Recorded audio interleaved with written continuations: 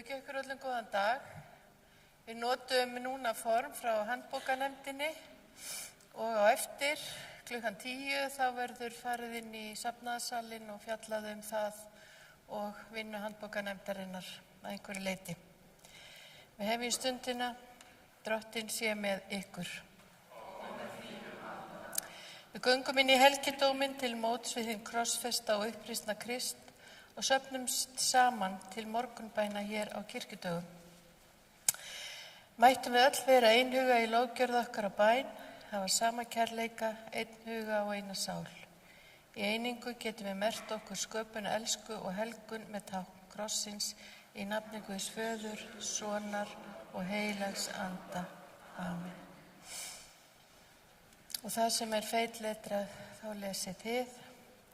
Eins hef ég beðið Drottinn, það eitt þrái ég.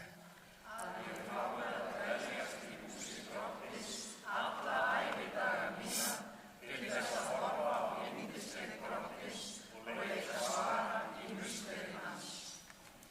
Og við syngjum núna Salminn 406, lag boða A. Þann signaða dag. Amen.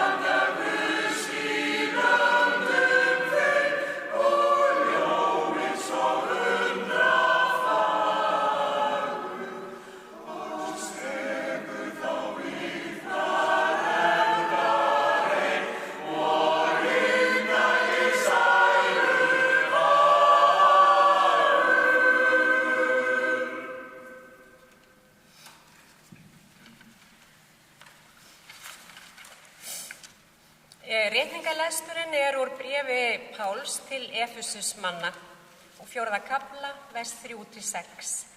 Kappkostið að varðveita einingu andans í bandi friðarins. Einn líkaminn og einn andinn, eins og Guð gaf ykkur líka eina von þegar hann kallaði ykkur. Einn Drottinn, ein trú, ein skírn, einn Guð og Faðir allra sem yfir öllum, með öllum og í öllum. Þannig hljóðar hið heilaga orð. Dýr sér fyrir Drottinn.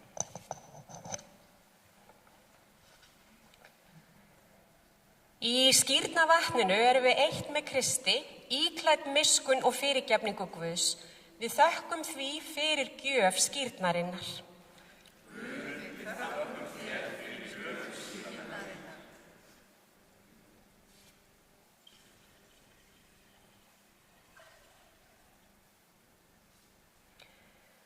Guð sem skapar ár og úthöf, regn og jökla. Í upphafi sveif andi þinn yfir vötnunum þegar þú kallaðir fram lífið sem þú sást að var gott. Nú þökkum við þér Drottinn fyrir gjöf vatnsins, regnvatn sem nærir allt sem lifir, vatnið sem við getum drukkið og laugað okkur í og fyrir skírnavatnið sem helgar okkur kærleika þínum, fyrirgefningu og náð. Við þökkum því fyrir gjöf skírnarinnar.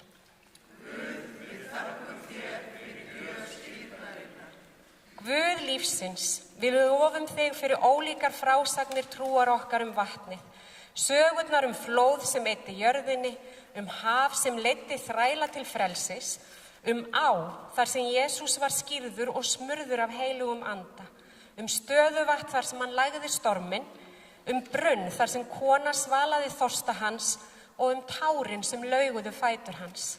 Hjálpa okkur að endurnýjast við þessa guðsþjónustu í gjöf skírnarinnar, þar sem þú vilt baða okkur í anda þínum og endurnýja líf okkar með fyrirgefningu, von og náð.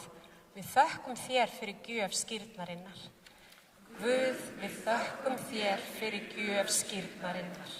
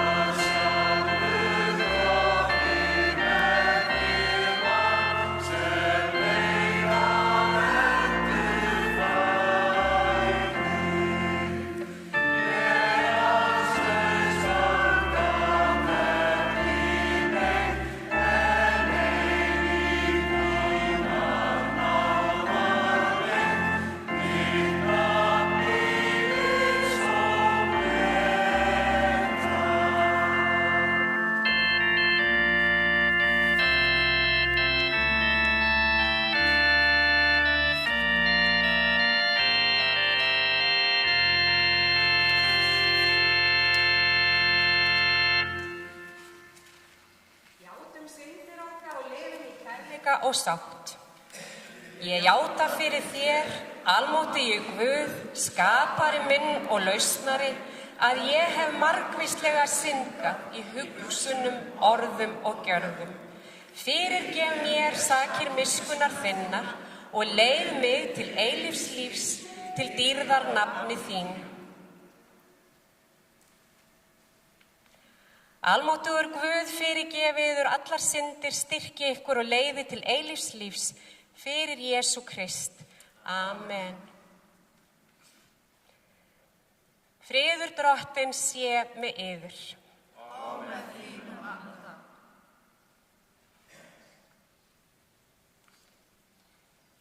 Lyftum hjörtum okkar til himins.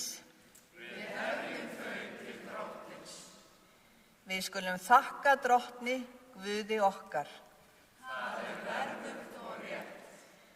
Sannlega það verðugt og rétt að við lofum þig, skapandi Guð, sem umlykur okkur á bak og brjóst með elsku þinni.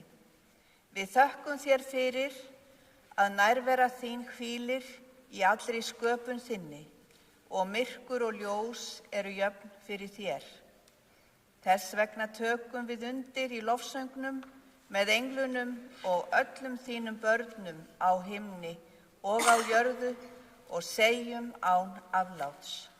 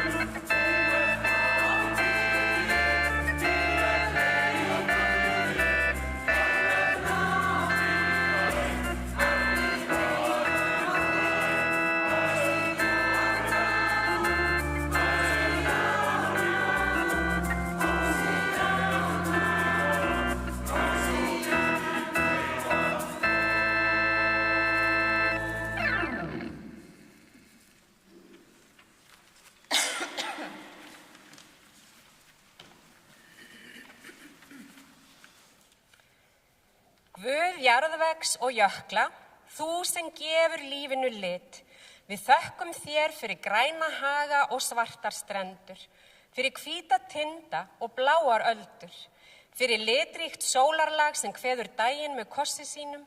Við þökkum þér einnig fyrir regnboga himins, sem með litum sínum minnir okkur á ást þína yfir fjölbreyttum heimi. Við fyllumst lotningu.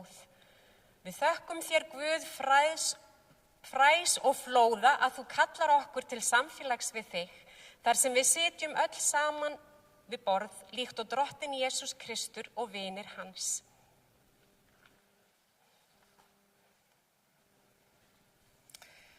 Á þeirri nóttu sem Kristur var svikinn, hann tók brauðið,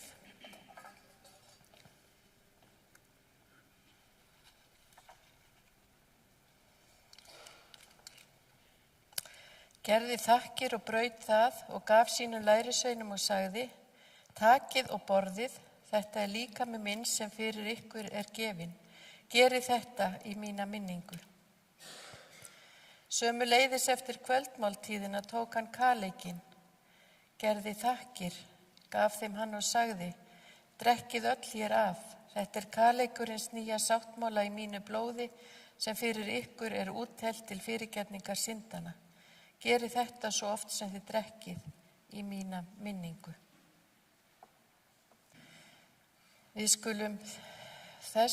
Við minnumst þess að við erum hluti af sögu og til að líf Þeir eru söfnust saman við borð Jesú, minnum komum, hver við erum.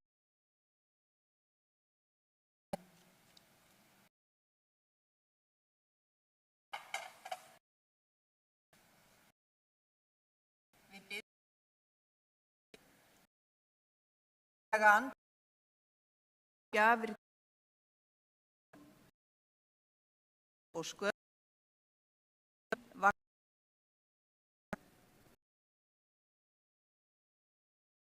og jörðu líf. Máltíð að unna henni okkar og hug mennsku hlutverki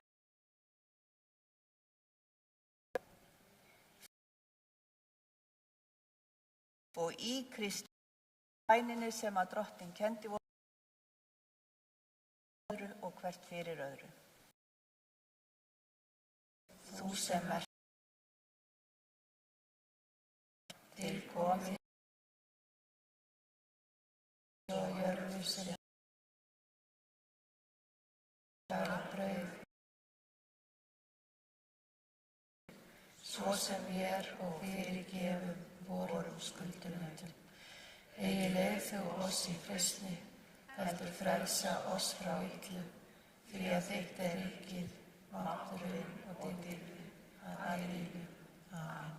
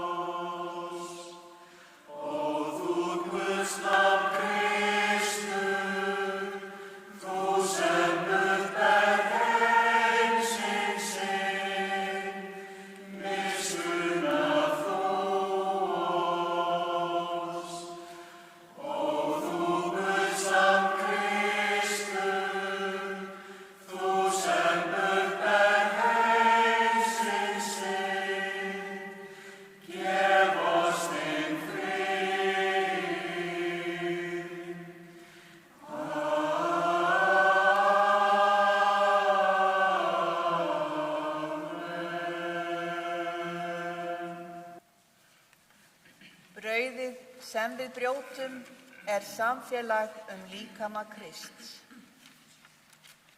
og sá bikar blessunarinnar sem við blessum er samfélag blóð Krists.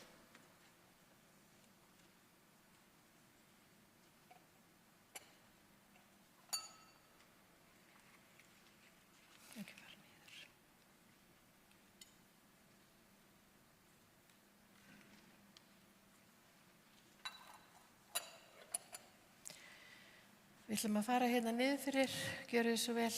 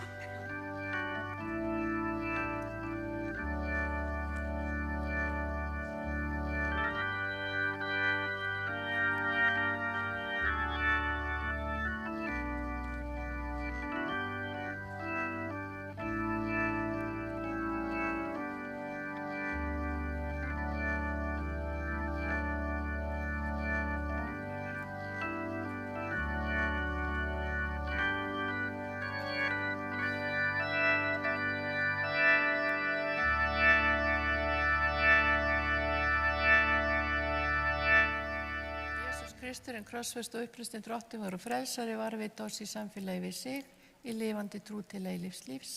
Hans náð og friður sé með oss.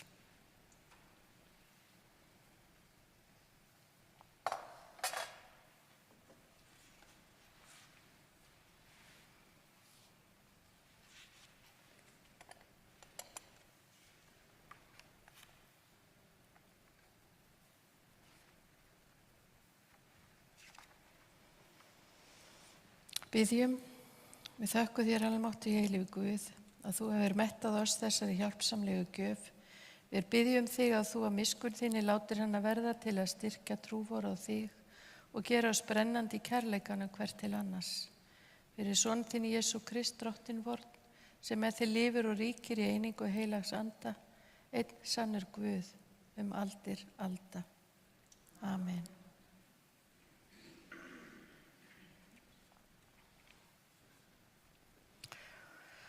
Takk í blessun drottins. Friður Guðs sem æðri öllum skilningi, varðveiti hjörtu yðar og hugsanir í Kristi Jesú.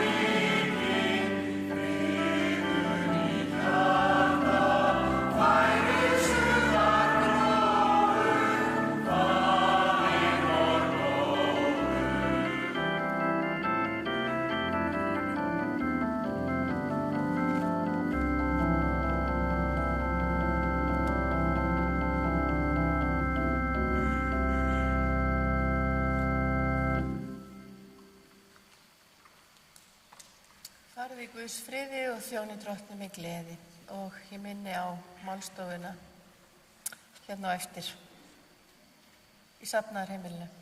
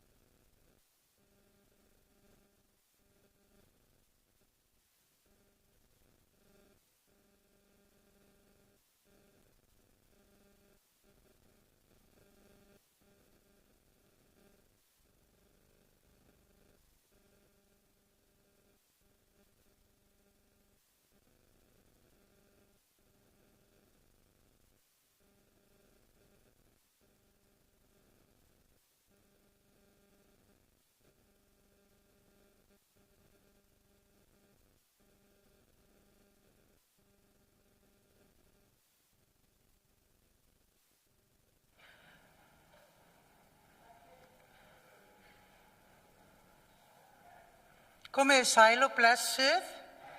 Hæ, ég heiti Laufey Brá og það sem við erum að fara að sjá núna eru myndbönd sem að fjalla þema kirkjudagana. En þema kirkjudagana Sælir eru friðflytjendur. Og það fólk víða á þjóðfélaginu, auk vígðra þjóna sem eru prestarnir okkar og djáknarnir og annars starfsfólks kirkjunnar sem að fengi til þess að tjá sig ýmsar hliðar þess að vera friðflytjandi. Við munum sjá fleiri myndbönd í dag, en gjörið svo vel, njótið.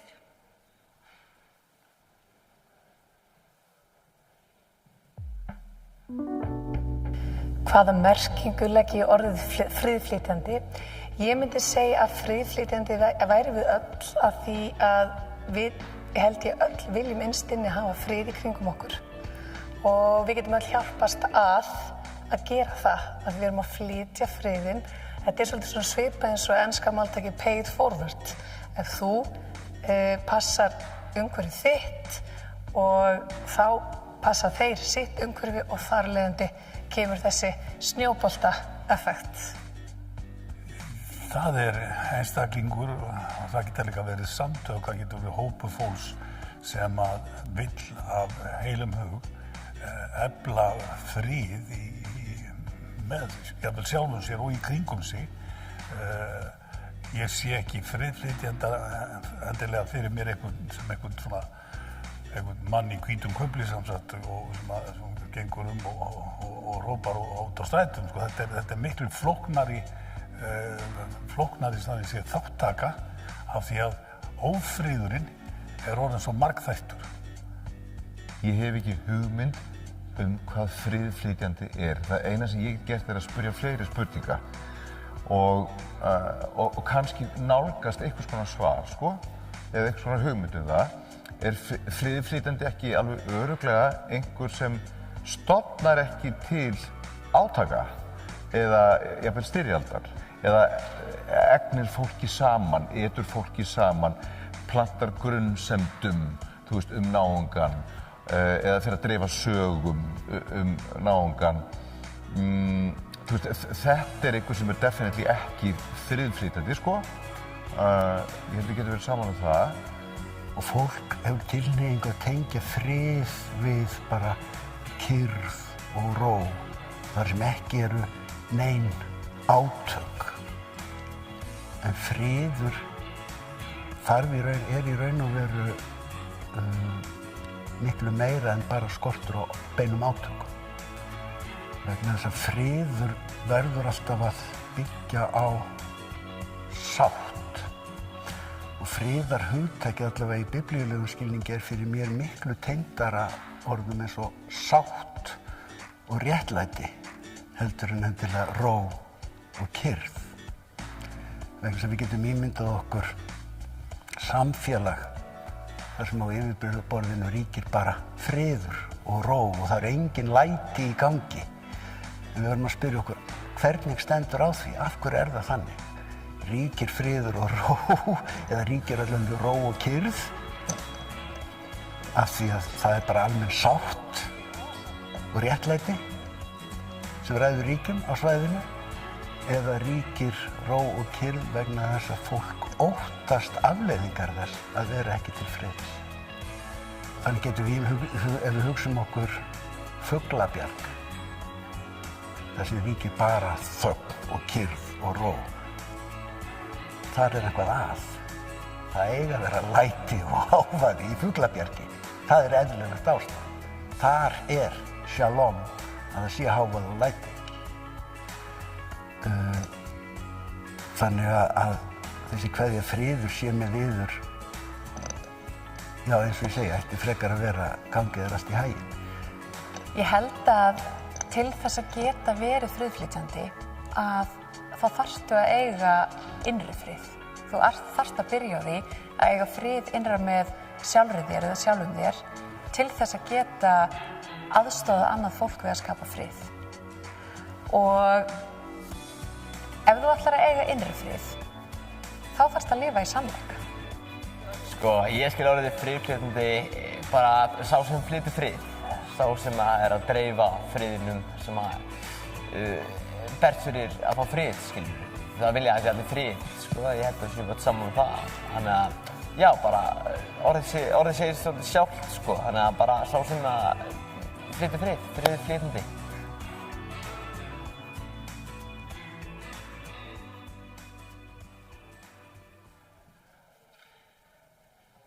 Já, hér fengum við að sjá myndband sem fjallar þema kirkjudagana. Sælir eru friðflytjendur, fólk víða að úr þjóðfélaginu, auk vígðra þjóna kirkjunar og annars starfsfólks kirkjunar hafa fengið til þess að tjá sig ýmsa hliða þess að vera friðflytjandi og við munum sjá fleiri myndbönd í dag, fleiri slík myndbönd. En nú komið að næsta dagskrárlið. Sælir eru friðflytjendur, af hverju, umfjöllun og umræður þema kirkjudaga, hvað friðflytjandi og hvað friður. Og hér dagskrárin undir stjórn Prestafélags Íslands og umsjón og Þorgrímur, formaður Prestafélags Íslands, gjörðu svo vel.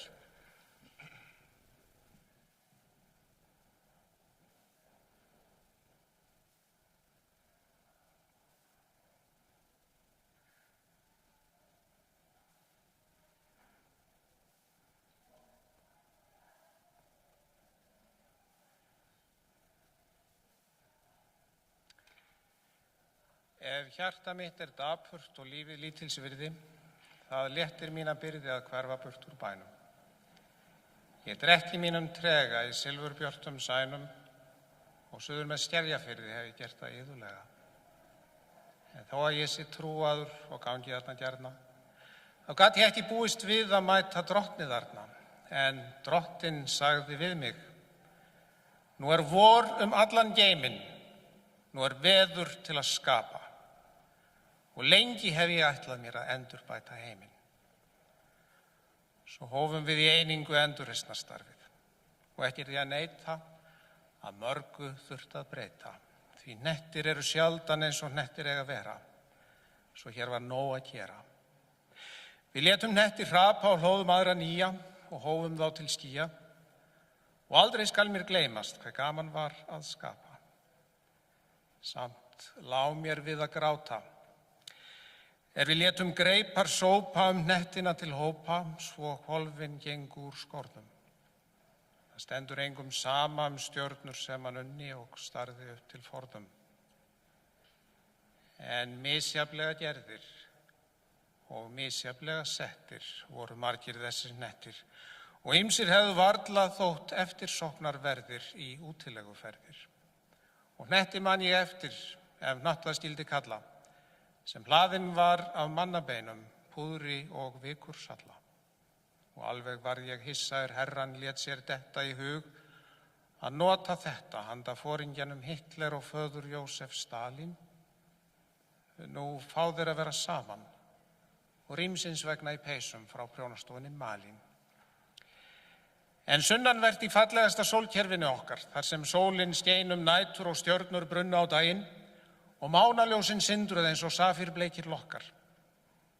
Ég setti veröld mína. Á himinbláum fjallavötnum syntu hvítir svanir, eins og svanir eru vanir. Á trjánum héngu bankavaxtabréf og ávísanir. Ég byrjaði strax að tína og enginn hefur vandað betur veröldina sína en ég, veröldina mína.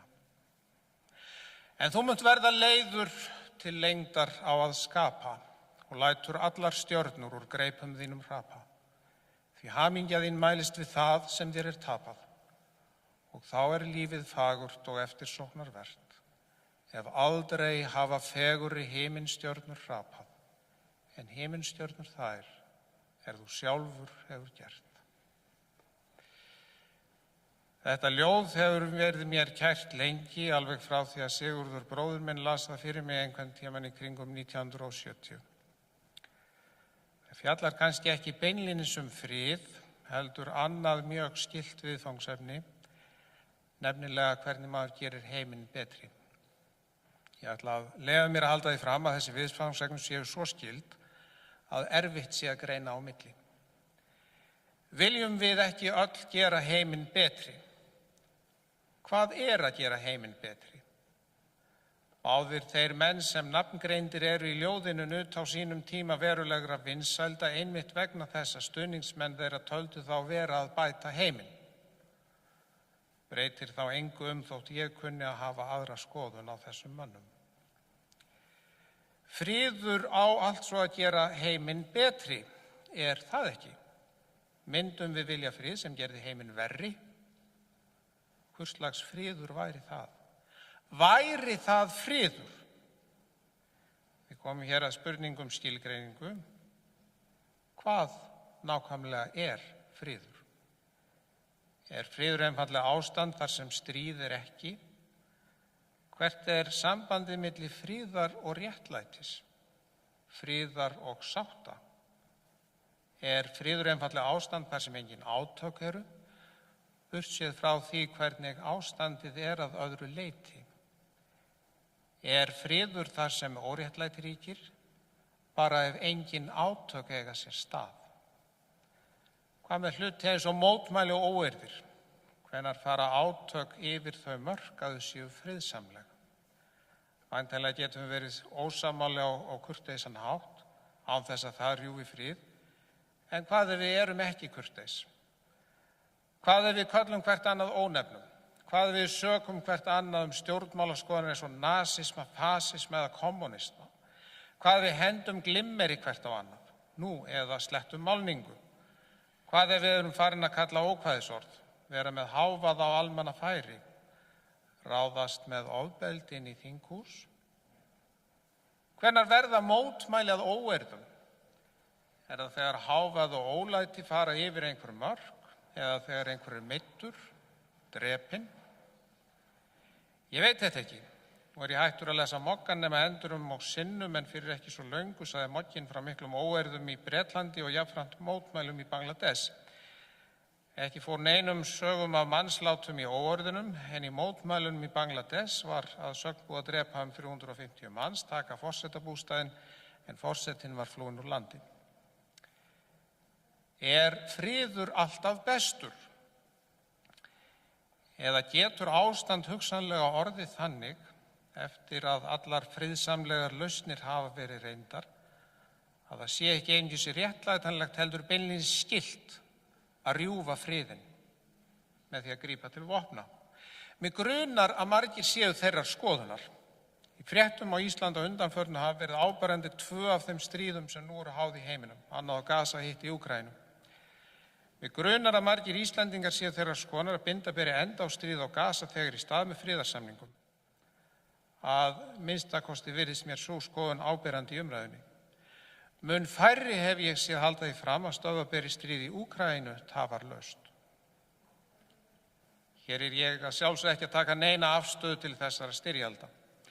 Einungis að benda á að hugsanlega gæti mismunur á skoðunum stafað af því að menn telji annað stríðið réttlátt en hitt ekki.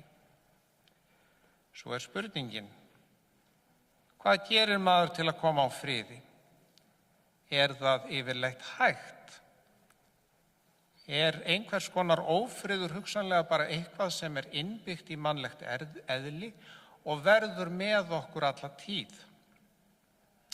Ég vona ekki. Allavega ekki ófriður sem þarf að kosta líf og limi. Ég held hins vegar að einhvers konar ágreiningur muni verða með okkur alla tíð. Spurningin hvað gerum við til að draga úr ófriði og efla frið? Ég minnist morgungöngu fyrir nokkrum árum í miðbæ Reykjavíkur. Veður var bjart og frekar kalt enda að haustlægi. Mætið ég þá allt í einu kröfugöngu leikskólabarna. Litlu krílin héld á ýmsum fánum, létu að mér fannst frekar ófriðlega og öskruðu frið, frið, meðan fóstururnar horfðu stoltar á. Nú skal viðurkennt að ég spurðist ekki fyrir það nákvæmlega til hvers kröfugangan var farin. Hvort hún var farin til að krefjast friðar almennt í heiminum, á einstöku átakasvæði nú eða á götum Reykjavíkur. Hvort hún hafi tilætluð áhrif veit ég auðvitað ekki. Ég skal viðurkenna að ég hef mínar efasemdir. Ég skal viðurkenna að ég hef mínar efasemdir margt það sem gert í nafni friðar. Allt frá mótmælagöngum misjafnlega friðsamlegum til hins merkilega friðar 2000 sem enn heitir því nafni þótt reyndar sé komið árið 2024. Ef ég man rétt var það ætlun friðar 2000 á síðustu öld að koma á friði í heiminum árið 2000. Þess vegna allt svo hét hann og heitir enn friður 2000. Fyrir þetta ég haldi allt friðartal sé eintómar dygðaskreitingar. Ekki ætla ég nú að halda því fram. Örugglega eitthvað af dygðaskreitingum, vafalaust eru einhver sem hyggjast auka sér vinsældir og áhrif með því að gefa sig út fyrir að vera einhvers konar friðarhetjur. En ég jafn sannfærður að fólk almennt vill frið.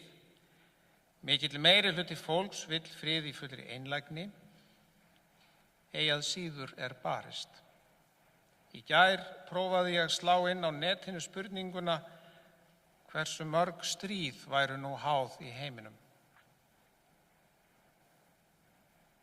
Svörin sem ég fékk voru á bilinu 56 til rúmlega 110. Hvað tala rétt? Ég veit það ekki. Ég skal viðurkenna að ég hef enga þekkingu á öllum þessum átökum. Þau eru vafalaust misjafnlega víðfeðm og misjafnlega mannskæð. Get ég stöðvað þau? Spurningin fáránleg. Hún svarar sér sjálf. En ef við getum ekki stöðvað stríð í fjarlægum heimslöndum, hver þá nákvæmlega ábyrgð okkar? Berum við ábyrgð á því sem við getum engu ráðið Málið kann að vera flóknara en virðist í fyrstu. Við gætum kannski ekki stöðvað stríð, en hugsanlega gætum við dregið úr eða jafnvel stöðva vopnasendingar til annars eða beggja stríðsaðila. Væri það góð hugmynd? Tja, það gæti farið eftir ýmsu. Hvað ef annar stríðsaðilinn væri réttlátur en hinn ranglátur og við stöðvuðum einmitt vopnasendingar til hins réttláta? Eigum við kannski bara hætta að hugsa þetta?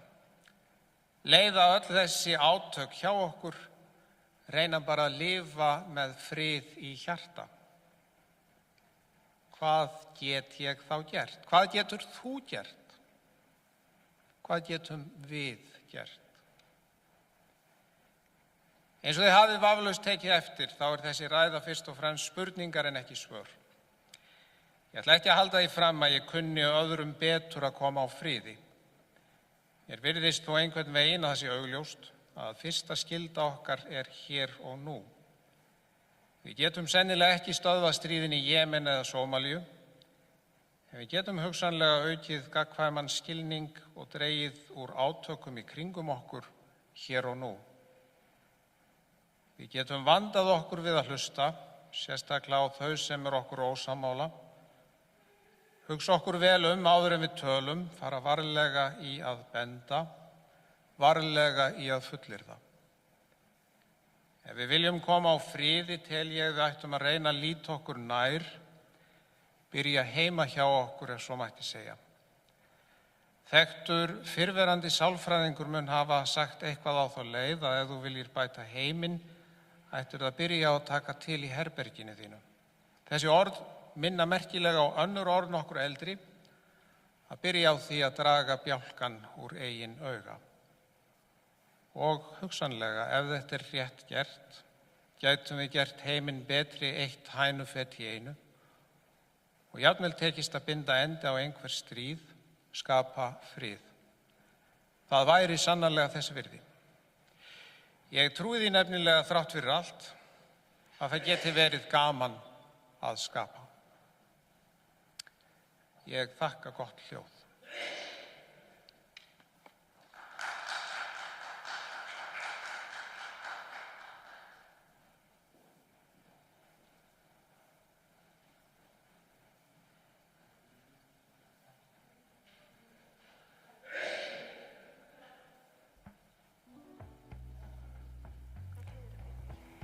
Mér fannst það til að byrja með ótrúlega svona stórt, eiginlega næstu því svona heilagt. og bara á tímum eins og núna þegar eru svona alvarleg stríðsátök sem við erum að verða vitni að þá var þetta einhvern veginn jafnvel enn fjarlægara að vera friðflytjandi og bara orðið friðflytjandi. En svo fór ég bara út í daginn og það var svo einhvern veginn blasti það svo fallega við hvað það voru bara friðflytjendur út allt. Og fyrir mér var það svo mikil svona bara svo skýrt einhvern veginn hvað það að hlúa að lífi, sama hvað meiri það að það að vera friðflytjandi. Og bara að fara úti, það bara einhver að hleypa þér fram úr umferðinni, það einhver sem afgreiðir kaffibollaðinn fallega á kaffihúsi, það litla barnið í innkaupakerrunni í búðinni sem alltaf að reyna að ná sambandi við þig. Og bara allt þetta sem að svona styður við líf þeirra sem í kringum þig og bara þitt eigið líf líka. Og þetta getur verið sko bifvélavirkjun, þetta fólki sem að byggja húsin. Bara af öllum meiði á hverjum einasta degi fólk að hlúa að lífi á einn eða annan hátt. Og fyrir mér það í raun og veru svo mikið að vera friðflytjandi. Í mínum huga friðflytjandi sá sem að hefur kraft og þor til að koma málum á hreint.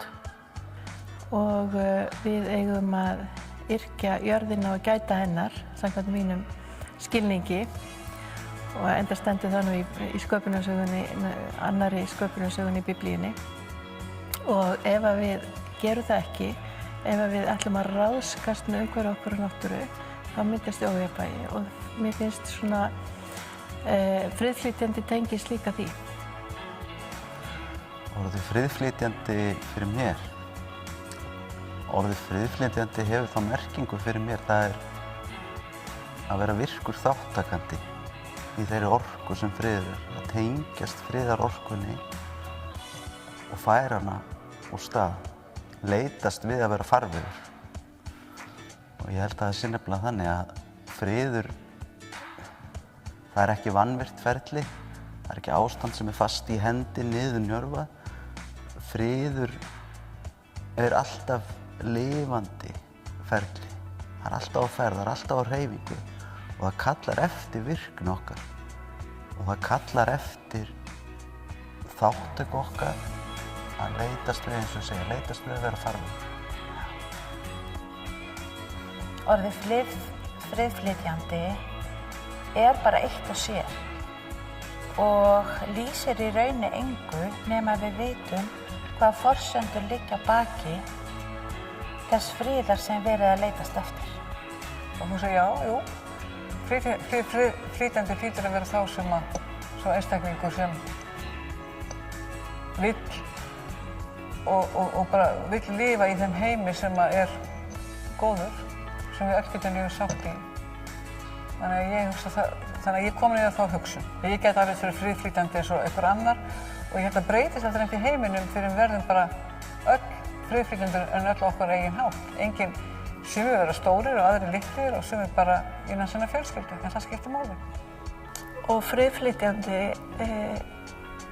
getur kallast slíkur ef hann nær að horfa framhjá sínu eigin til þess að heyra raunverulega hvað verið að segja,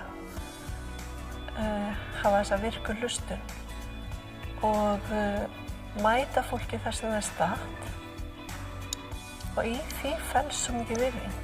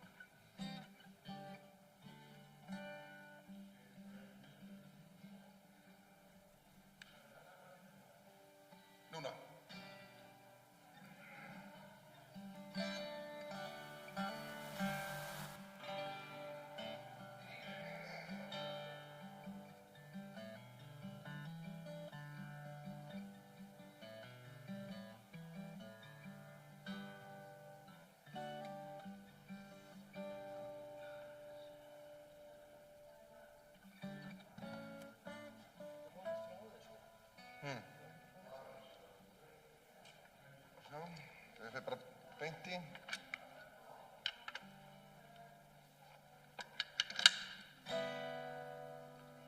Það er lampi í honum, hann tekur 10 sekúndur. Núna. Skrítið. Taka úr.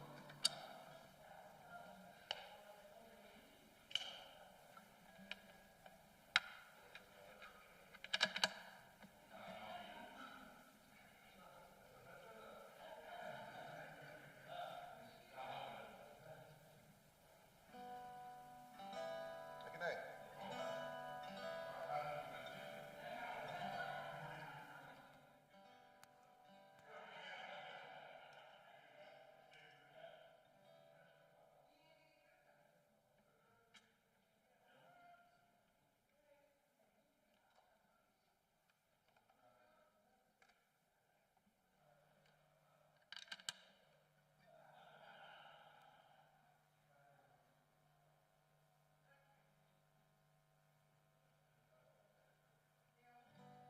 En núna.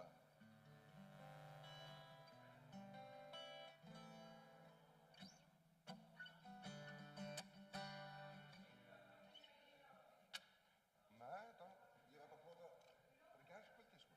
Já, það er ekki kveikt á hann. Sorry.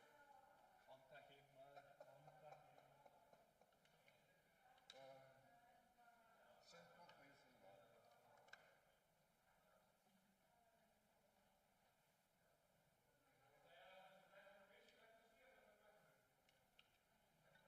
Bíddu, má sjá. Nei, hann er ekki að ná sambandi núna.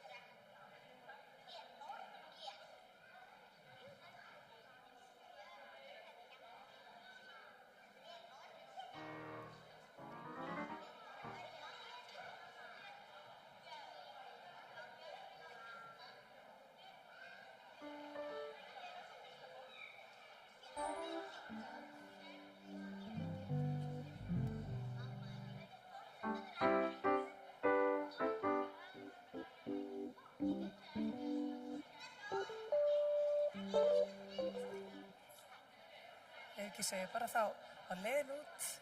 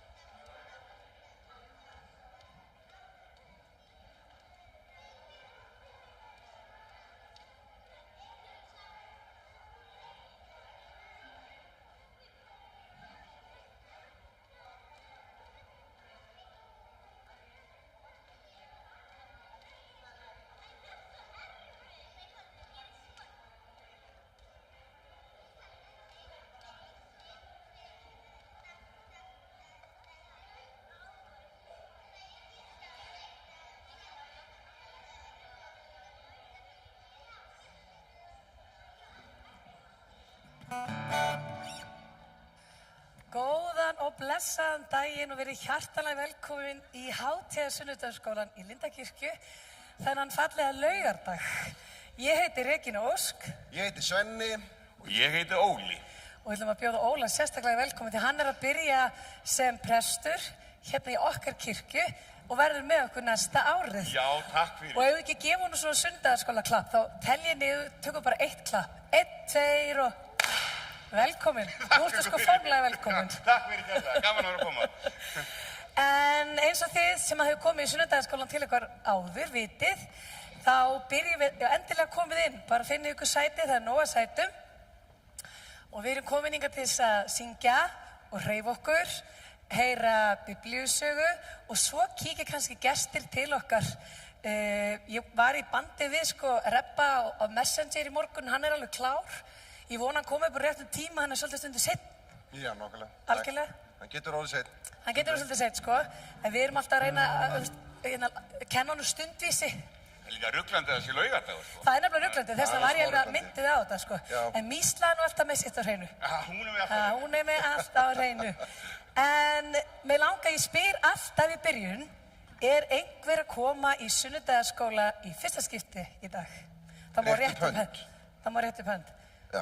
Já, velkomin. Já, það eina líka aftastrykina.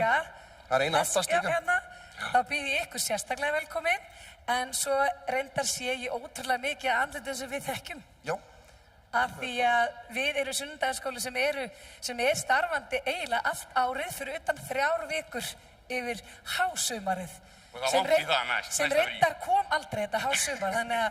Nei, við erum enn að bíða, sko. En svo vinum við sagði, sko, það haustaði snemma í vor. Já, það er bara þannig. En eins og ég sagði, þetta er hátíðar sunnudagaskóli og eins og við sjáum líka upp á sviðinu, þá erum við sko alls ekki ein. Við erum með, hvorki meira en minna, en 3 kóra. Úr Lindakirkju, úr Vídalínskirkju og úr Langholtskirkju. Þannig ef að gefa þeim líka eitt gott klapp. 1, 2 og velkomin. En þið sem hafa komið áður, á hvaða lagi byrjum við alltaf sunnudagaskólan? Þið megið tala. Já, það ekki að vera feimin núna, sko. Nei. Hvað segirðu? Já, þið megið tala. En hérna, á hvaða lagi byrjum við alltaf, vitið það? Daginn í dag, ég vissu þetta. Og þá ætlum við að byrja því. Hrista okkur hendurnar. Maður segja, allir líka þið krakkar í kórnum. Og hrista líka mann, þið getið alveg þó þið sittið. Og svo er alveg frjálslegt hérna að börnin megi alveg koma hingað til okkar. Já, krakkar, komið endilega hingað fram. Það er miklu skemmtilegra. Já, ég vil ekki sjá þess að fullorðnu bara börnin, ok? Hérna, þá byrjum við þetta. Þú ætlar að tala inn í þetta svona. 1, 2, 3 og... Daginn í dag, daginn í dag, gerði drottning, gerði drottning. Gleðjast við og fagna þögn.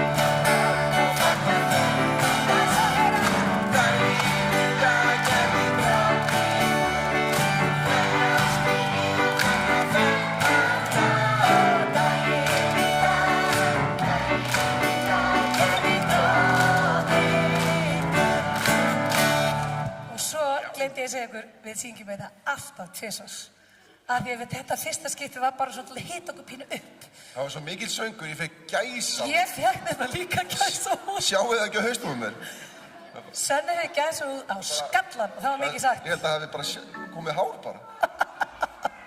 Það gerast kraftaverk, þú veist. Við ætlum að gera þetta einu sinni enn og nú ætla allir að vera með, þeir sem voru ekki alveg kannski 5 áðan og mamma og pabbi og afi og amma ætla líka að vera með. 2, 3 og...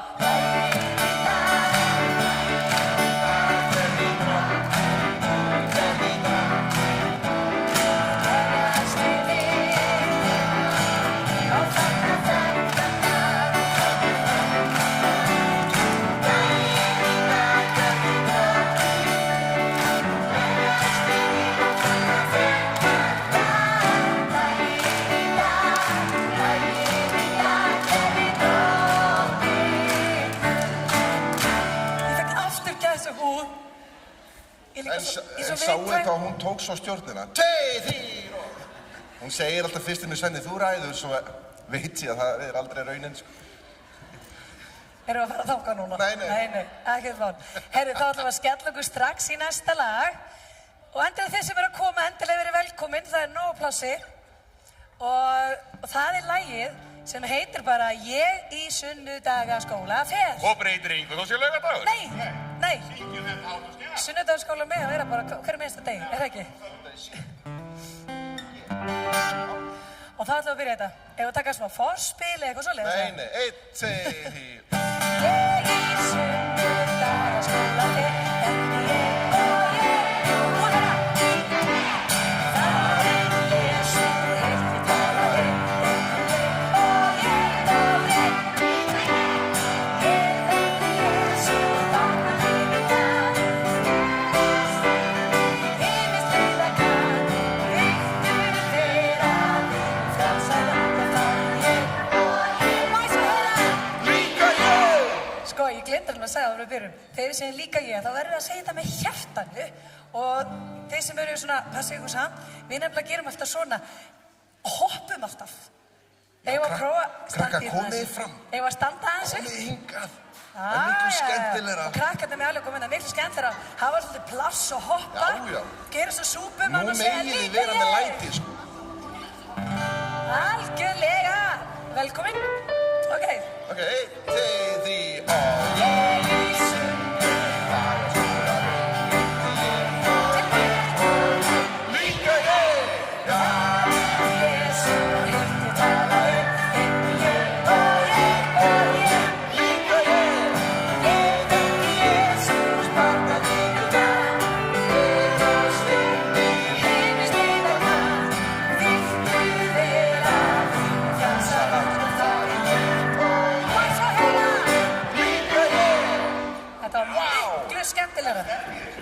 Það er stefnt í þessu.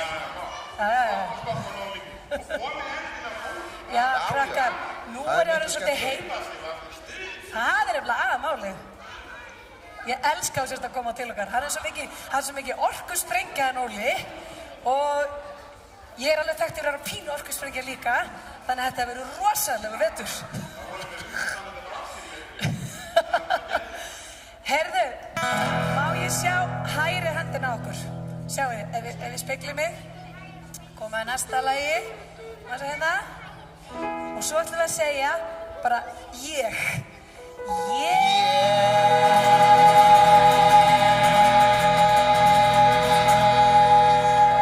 Krakkar, ég heyri ekki í ykkur, má ég heyra?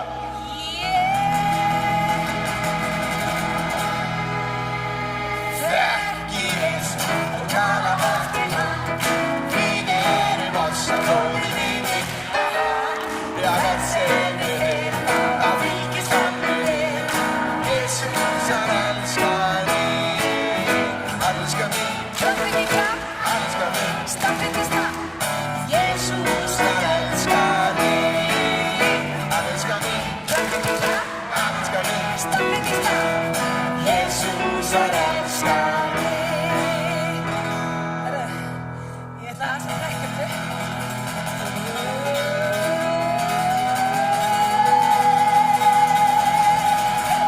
Ég get ekki stoppað þetta. Óli, hjálpaðu mér. Óli, hjálpaðu mér. Ég var að biðja hjálp. Ok, takk elsku Svenni. Ef hún væri nú svona með ryksuuna heima. Bjarga mér alltaf. Já, ég þekki Jesus og tala oft til hann. Við erum oss að góði vinni. Það segir þér að fylgist hann með þér. Jesus, hann elskar þig. Hann elskar mig. Hann elskar mig.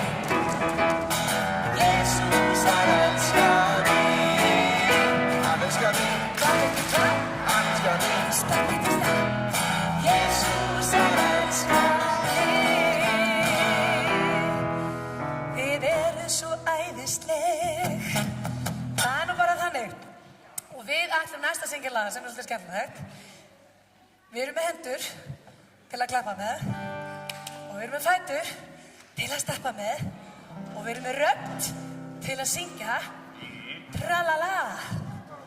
Ef að prófa þetta saman. Og eins og ég sjáu, þá eru allir textarnir hérna uppi, þannig að það eru engar afsakanir ef ég kunni ekki textan. Hvað segir þið? Hver er þetta? Ég er með hendur að klappa með, fætur að stappa með, rödd til að syngja með. Ég syng fyrir Guð. Ég er stundum leið og það vil ég bara gráta.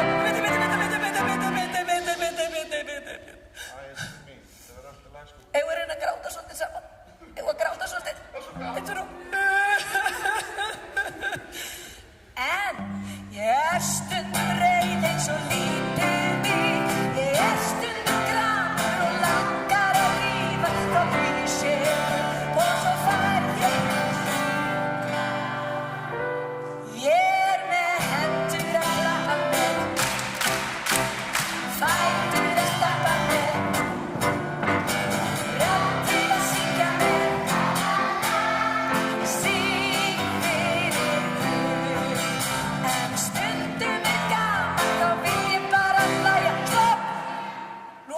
allir að hlæja eins hátt og þeir geta. 1, 2 og... Sjáu hvað allt verður miklu skemmtilega þegar maður hlær. Skemmtilega að hlæja. Miklu skemmtilega. En stundum svo fúl að ég vil ekki neitt.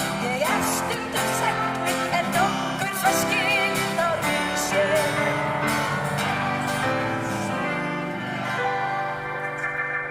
Ég með hendur að klappa með, fætur að stappa með, rödd til að syngja með. Ég syng fyrir Guð. Ég er svo glöð að vera með svona því nú heyrir svo hátt að síðan fyrir að gera næst. Má heyra?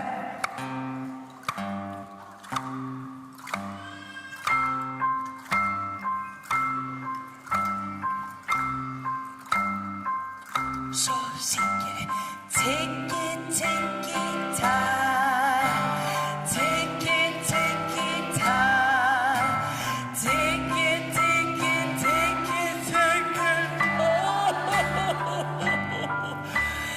tiggi, tiggi, tær, tiggi, tiggi, tiggi,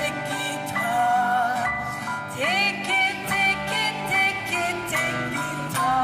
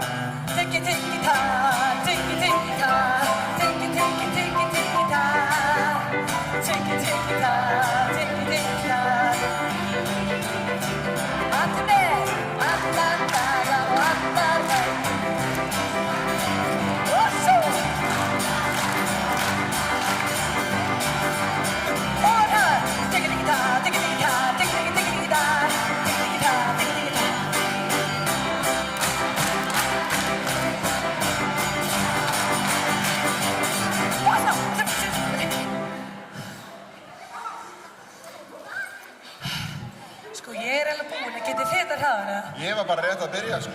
Nei, þú getur þetta ekkert hraðar. Jú. Ok, haldið þið að Svenni getur þetta hraðar? Þú er rosa mikið að trúa á honum. Má heyra, haldið þið að Svenni getur þetta hraðar? Já. Ég heyri bara svona njá. Ok. Já. Ok, þá skulum við öll horfa á Svenna, glápa á hann. Eru þið tilbúin? Þið verða að horfa rosalega vel. Ok. Nei. Wow, það tókst. Bitti, ég skil ekki, þú voru að gera þetta aftur, ég náðu þess ekki. Sáu þetta, krakkar? Nei. Á ég gera þetta aftur? Já.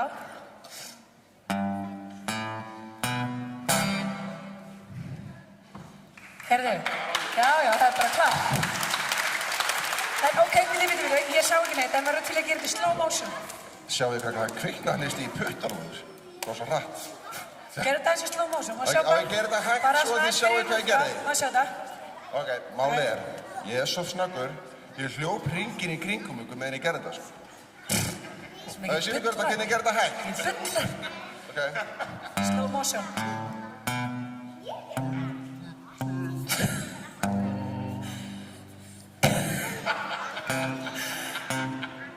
Ég ætla að stoppa þig hefðu þú varðið fram á, sko, morgundaginn Annars var ég allan dag þetta, sko. Þú var hérna alla dag, alla nætur. Heyrðu, þá er komið að einu lagi sem ég held að allir kunna. Það byrjar svona, svo fer það hingað, svo fer það aftur svona og svo hingað. Er ykkur búin að fatta hvaða lag þetta er? Má heyra, hvaða lag er þetta? Djúp og breið. Þá skulum við taka þetta. Djúp og breið.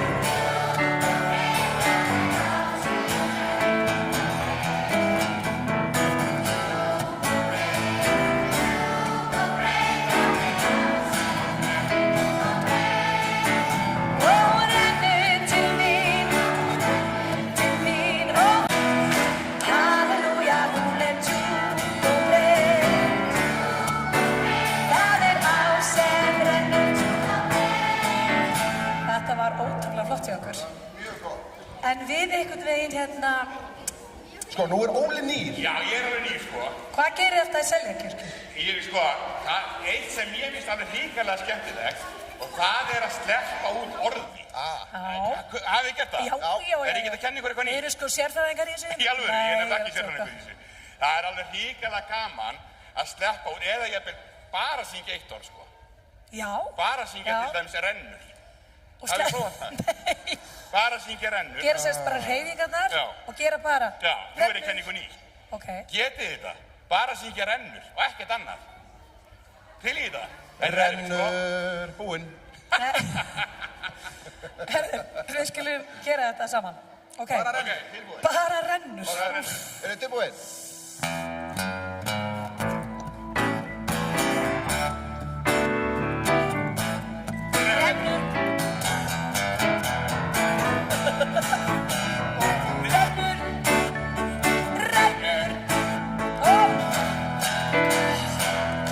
Halleluja.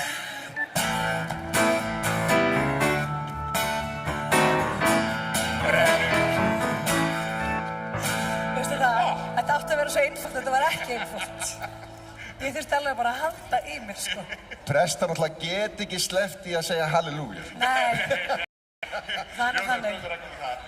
Heyrðu, áður við fáum biblíusöguna, þá ætlum við að, ég gleymdi nefnilega að kveikja á kerstanum hérna í byrjun.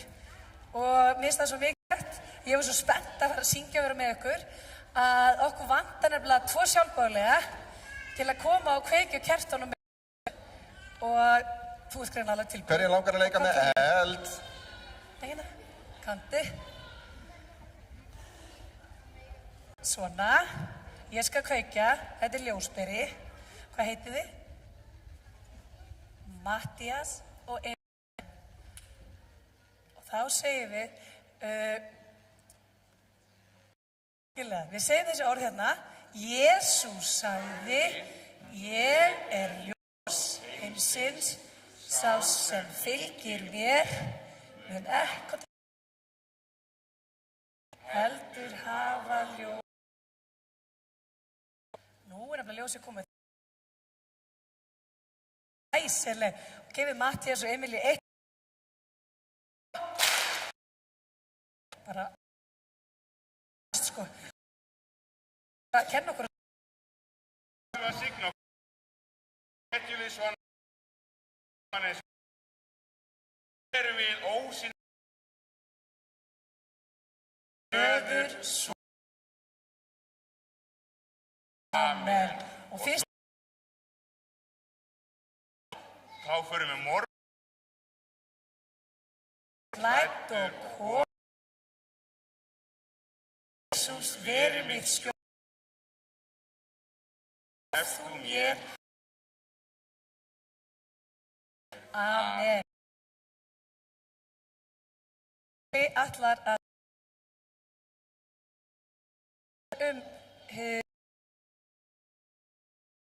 Ég segi ykkur allega sögu. Og vinir hans kringum sig að fara á bát,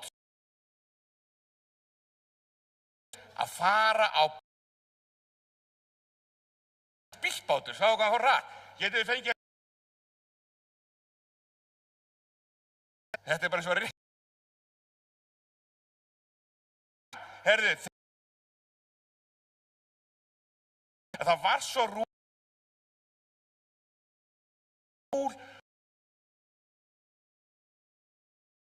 síðan 2000 veður. Allan dag.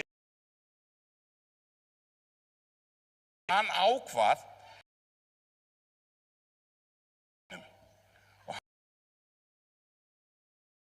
og sjáum þetta eins eymdi eitthvað mjög fallegt. En þegar Jesú var nýsofnaður, þá gerðist eitt alveg svakalegt. Það fór að koma vindur.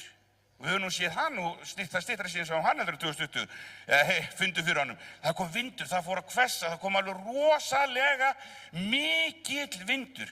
Og þegar maður er á sjó, að þá sér maður öldurnar, þær rísa og báturinn, hann fór að velta svakalega mikið. Og vinir hans Jesú, þeir urðu svo smeykir. Þeir hugsuðu, ó nei, þetta er bara hættulegar aðstæður sem við erum komnir í. Það gæti bara verið að báturinn áttur að sökkva. Og þeir eru svo, hvað eigum við eiginlega að gera? Þá ákváðu þeir að vekja Jesú. Báturinn fór þarna framhjá og þeir ákváðu að vekja Jesú aftur þeir voru ekkert að slá af þó væri konar öldur. Það er satt gott í skipstjórnarfræðum að slá aðeins af þegar kom öldur. Þeir vöktu Jesú og sagði, Jesú, þetta er alveg hræðilegt, það komið svo brjálað veður og öldurnar þær eru svo stórar að við erum bara hræddir það að báturinn, hann muni sökkva. Og þá stóð Jesús upp og hann stóð svona fremst í bátnum og svo sagði hann bara við vindinn, hafðu hljótt þig, hættu bara vindur. Og svo öldurnar að þær ættu að lægja, þær ættu bara að verða alveg kjurrar. Og vitið þið hvað gerðist? Vindurinn hætti að blása og öldurnar að þær fóru líka. Þannig að allt í einu var komið svona mjög gott veður og engin hætta lengur. Og þeir hugsuðu með sér vinir hans Jesú, vá, hvurslags eiginlegu maður er þetta? Hann getur meiri segja stjórna veðrinu, svona eins og flestum langar til að geta gert. En við getum það ekki. Og þeir hugsuðu, þetta er alveg magnaður maður. Og það var alveg þannig, Jesús, hann nefnilega gerði svo mörg svona alls kyns kraftaverk.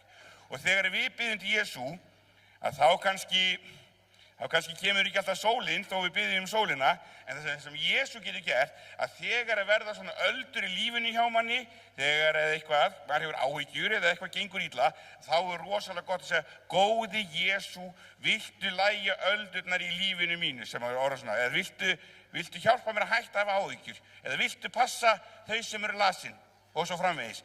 Og Jesú gerir það. En það er þessi saga að kenna okkur meðal annars. Jesús getur allt. Og eigum við þá ekki að syngja meir? Eða hvað? Nei, Eða eru kannski komni gestir? Vá, hvað er mikið af fólki, maður? Rosalega mikið af fólki, þú ekki? Hæ? Nei, halló krakkar, gaman að sjá ykkur. Hæ, krakkar. Bíddu, er ekki allt í lagi, Rebbi? Ég veit það ekki. Hvað er að, Rebbi minn? Ég var uppi í Víðistaðavatni í bát í gær og það gerði brjálað veður. Í bát? Já. Á Víðistaðavatni? Já, og ég var svo hræddur að ég spangólaði eins og úlfur. Og núna, krakkar, það er ég svo hræddur inn í mér. Ég skelf og nötra. Rebbi, var Jesús í bátnum? Mísla, auðvitað ekki. Víst, hann er alltaf hjá okkur. Kallaður á hann, prófaðu það? Já, ég gerði það. Ég rópaði, Jesús minn, hjálpaðu mér.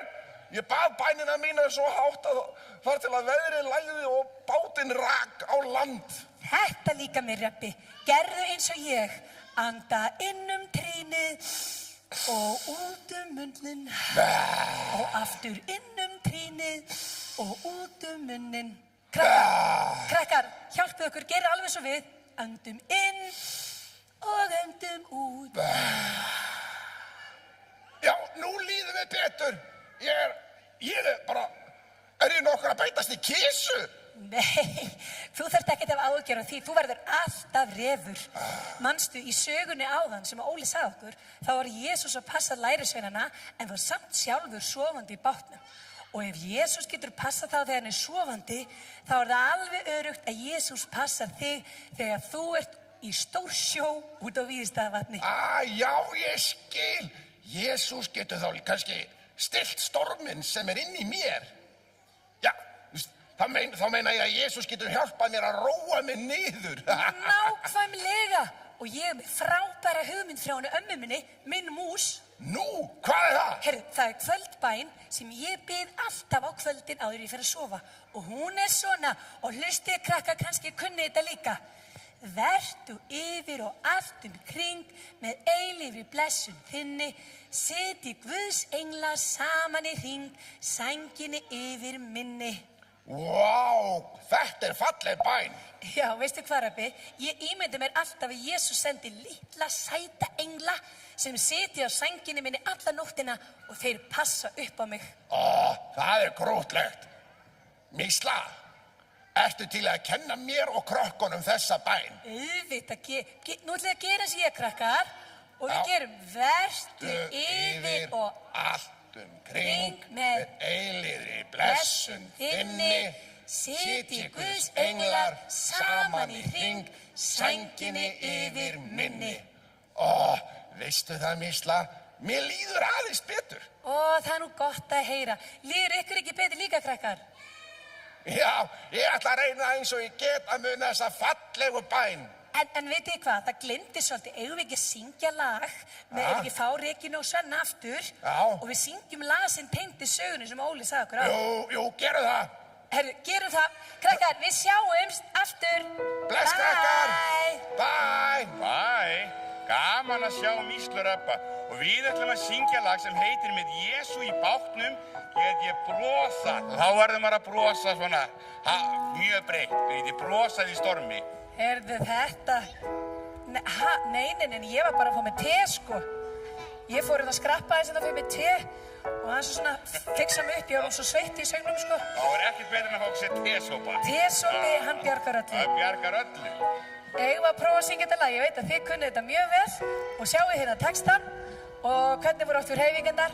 Með Jesús í bátnum get ég brosað í stormi, brosað í stormi.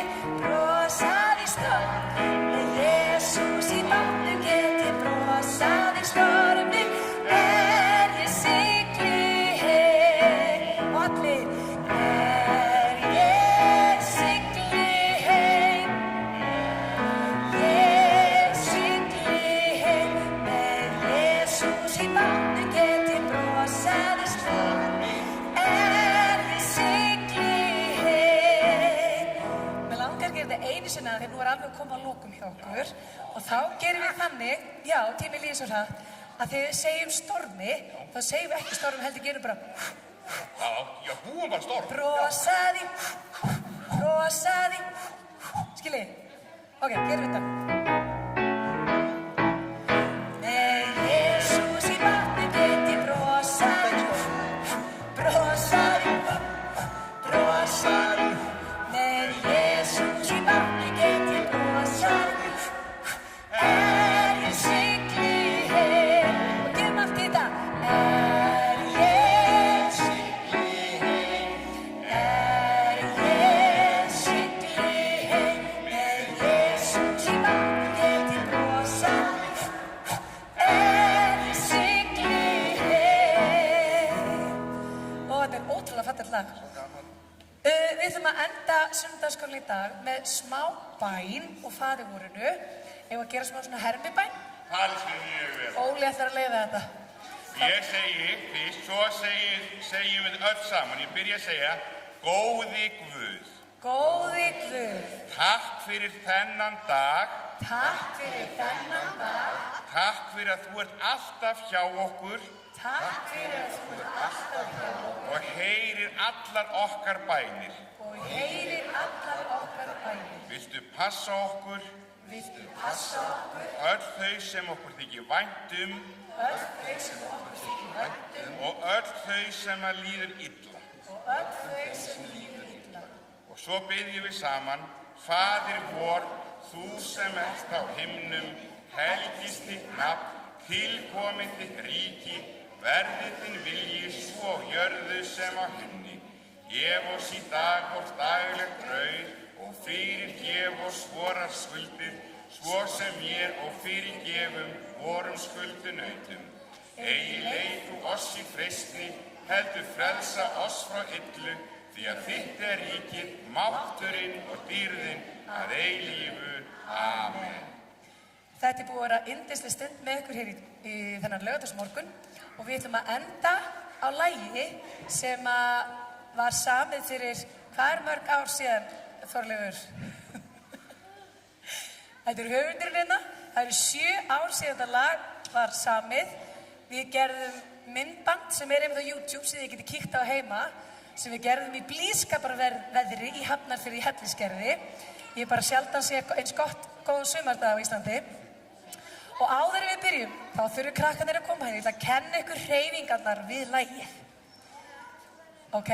Þið með alveg koma, krakkar, þetta síðasta lagið í sunnudagaskólanum. Já, allir krakkar koma. Taka við. Þið verðið að koma fyrir neðan. Annars bara ég eftir að fella ykkur óvart. Það hefur gerst. Það hefur gerst í þessari kirkju. Þið ætla að vera hérna fyrir neðan. Já, svona. Og ég ætla að kenna ykkur hreyfingarnar og þið kunnið þetta. Þá gerum við hendur hátt upp í loftið, blátt, klöppun svona, gerum við þetta aftur. Hendur hátt upp í loftið, blátt, tegjum okkur nær og förum upp á tærnar. Hoppum nú, 1, 2 og 3, alveg upp á tind og svona finnum við ykkur á góða stellingu, bara allir með að gera eins og við vilja og segja hoppmynd og þá frjósum við og þá megið þið taka myndir sko. Upp með símana sko, nú má nota símana. Ég sé hérna rosa duglega að nota ekki símana og ég elska það. Þið eru komin til þess að njóta. Herði, ef við ekki bara skella þessi í gang og Hrannar ætlar að setja, við viljum hafa smá svona meiri hljómsveit með. Ok.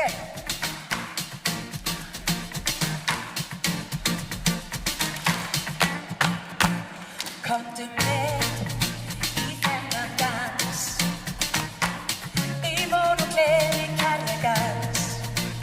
Fetum við frelsarans og búið til regnboga, í öllum litum regnbogans. Svo gerum við hreyfingarnar, hendur hátt upp í loftið blátt, tegjum okkur nær, förum upp á tær, hoppum, 1, 2 og 3, alveg upp á tind, hoppmynd, frjósa. Komdu með í þennan dans, í von og gleði kærleikans. Og það má brosa, fetum við frelsarans og regnbogi, í öllum litum regnbog. Fylgist þið með allir með, stapp, stapp, stapp, stapp, stapp, stapp, stapp, stapp, stapp, stapp, stapp. Hendur hátt upp í loftið blátt, tegjum okkur nær, förum upp á tær, hoppum, 1, 2 og 3, alveg upp á tind, hoppmynd. Komdu með í þennan dans, í von og gleði kærleikans. Fetum við frelsaran og regnbogi, í öllum litum regnbogans. Takk fyrir okkur. Ef að neyja okkur öll saman. 1, 2 og... En þó að við séum búin hér í sunnudagaskólanum, alls ekki fara, að við nú taka við kórarnir og þeirra stjórnendur, Áslaug, Hjördís, Björg, Jón og Guðrún og Ingvar Alfreðs. Ef ekki gefa þeim eitthvað klapp líka, þeir eru búin að vera með okkur. 1, 2 og... Ég og Svenni og Óli þökkum fyrir okkur og ég segi bara njótið vel, nú takið þið við. Gaman að sjá ykkur.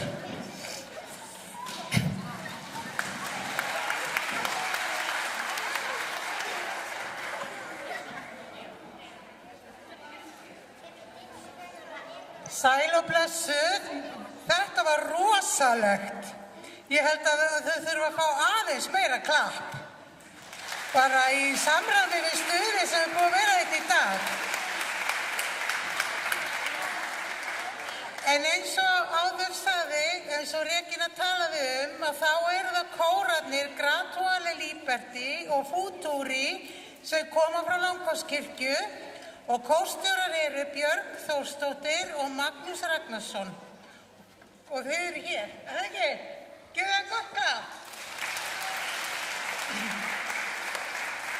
er barna- og unglingakór Lindakirkju. Stjórnendur eru Áslaug Helga Hálfdánadóttir og Hjördís Anna Matthíasdóttir og undirleik annast Óskar Einarsson.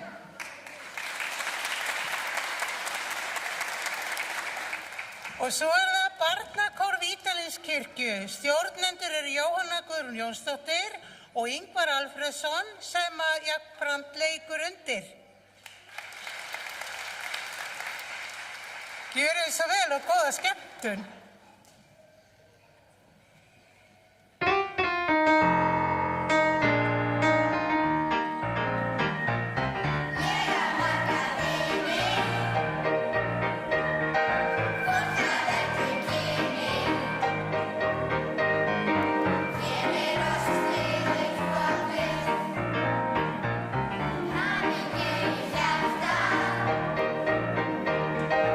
Lífsnefinn að bjarta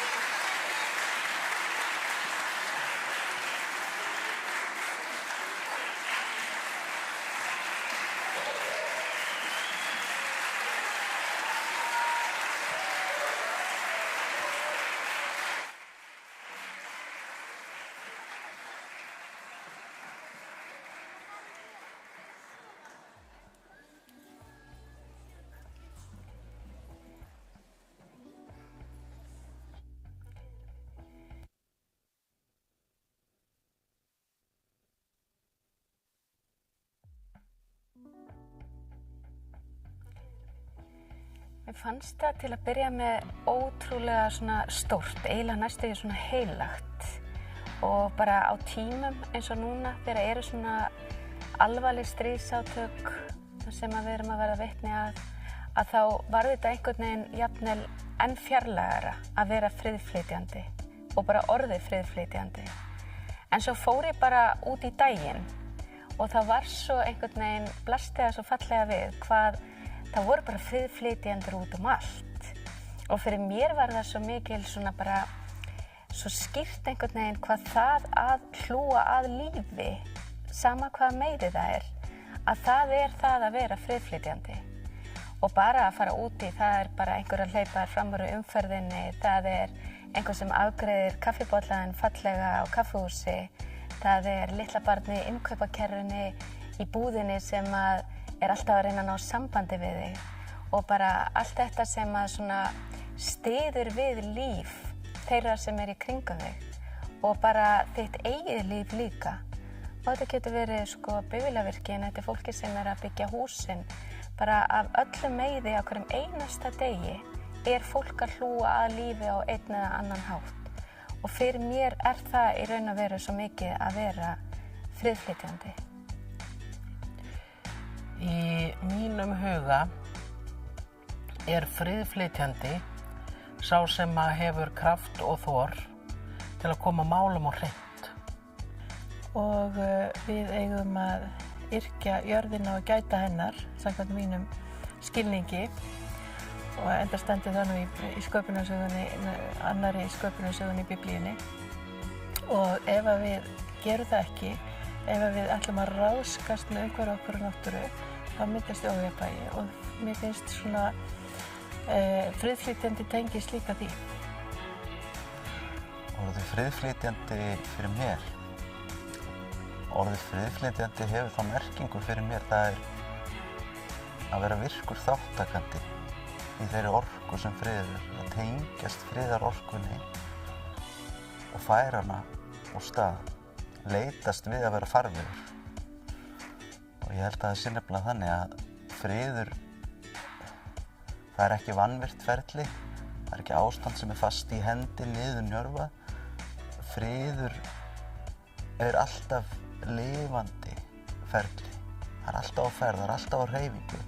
Og það kallar eftir virkni okkar og það kallar eftir þáttöku okkar að leitast við, eins og segja, leitast við að vera farvegur. Orðið friðflytjandi bara eitt og sér og lýsir í rauni engu nema við vitum hvaða forsendur liggja baki þess friðar sem verið að leitast eftir. Og hún segir jú. Friðflytjandi hlýtur að vera þá sem svo einstaklingur sem vill og bara vill lifa í þeim heimi sem góður, sem við öll getum lífið sátt í. Þannig að ég kom niður þá hugsun. Ég get alveg verið friðflytjandi eins og einhver annar og ég held að breytist alltaf eftir heiminum fyrir við verðum bara öll friðflytjendur en öll okkar eigin hátt. Sumir vera stórir og aðrir litlir og sumir bara innan sinna fjölskyldu, en það skiptir máli. Og friðflytjandi getur kallast slíkur ef hann nær að horfa framhjá sínu eigin til þess að heyra raunverulega hvað verið að segja, hafa þessa virku hlustun og mæta fólki þar sem það statt. Og í því felst svo mikið virðing.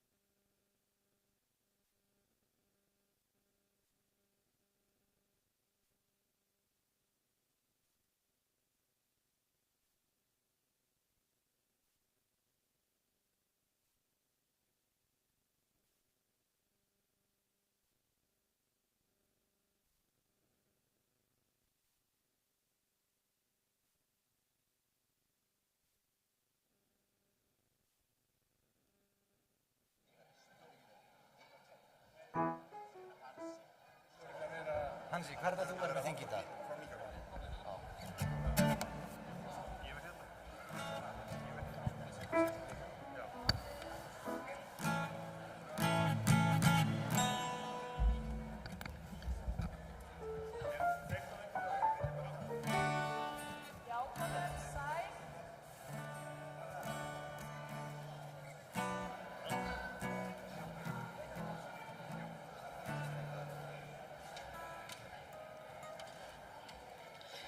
Komið öll sæl og gott að sjá okkur hér í dag. Nú heldur þessi frábæra dagskrá áfram. Ég heiti Aldís Gísladóttir og ætla að kynna dagskruna sem framöndan og með mér Múkisson sem tekur kannski lagið á eftir. Nei, þetta ekki Múkisson, þetta Snævar Jón Andrésson og við ætlum að kynna það sem framöndan og nú tekur þú við, Snævar. Í barn- og unglingastarfi oft farið í ferðalög, haldið skemmtilega æskulýðsmót. Nú gefst tækifæri á því að fá einsinn inn í þá stemningu sem gjarnan ríkir á slíkum stundum. Elín Salbjörg Agnarsdóttir og Gabriel Jónsson ætla að segja okkur frá mótunum og hljómsveitin, lærisveinar hans, hér blessað nafnið hans, stígur hér á stokk. Friðrik Ómar mun flytja splunkunýtt lag, Færum öllum frið sem samið af Ingvari Alfreðssyni í anda kirkjudaga og að lokum mun tvíeykið Væp syngja fyrir okkur. Við viljum benda ykkur á það að hérna á eftir klukkan 12:30 hefst barnadagskrá inn í safnaðarsal, það svo vont veður úti, og þar má finna, og hérna frammi má finna skemmtilegt völundarhús líka. Þannig að það nóg að vera fyrir alla. Og þá eitthvað minnsma.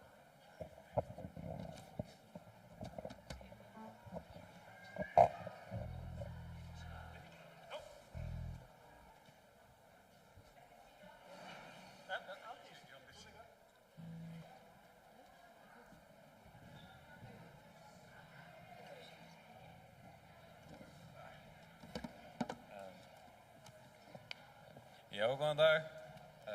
Ég heiti Gabriel. Ég heiti Elín. Og við erum að fara að kynna mótin. Eins og þau koma hérna upp eftir smá. Svo þá bara býðum við erum alls þær. Já. Yes. Ok. Já, mótin í KFUM og KF eru öll haldin í Vatnaskó. Það er 1. til 2. nóvember, haustferð fyrir yngri deild. Svo er 2. til 3. nóvember, miðnættumót unglingadeildarinnar. Og svo er 21. til 23. febrúar, þá er Svínadalsmótið á unglingadeild.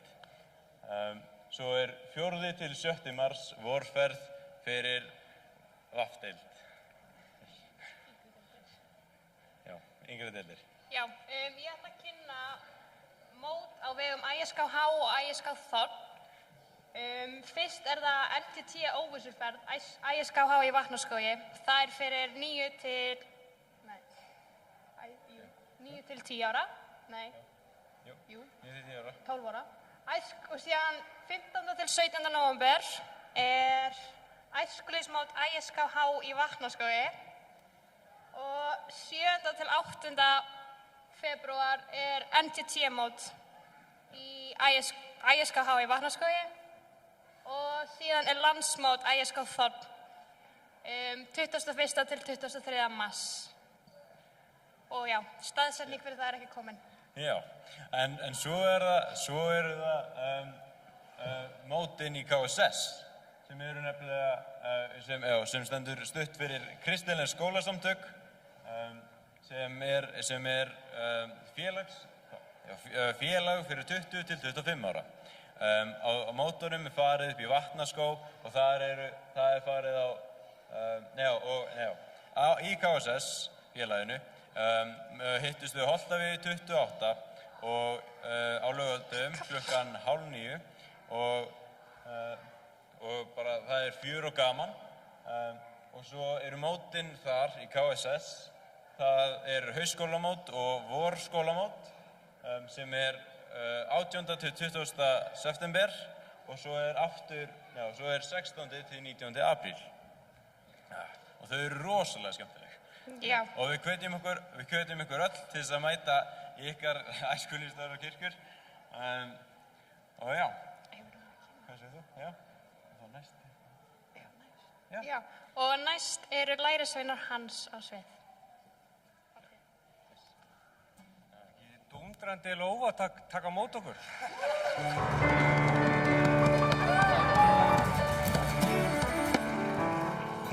Við erum sem sagt hljómsveitin lærisveinar hans. Ég heiti Hans Guðberg, prófastur og prestur í Bessastaðakirkju.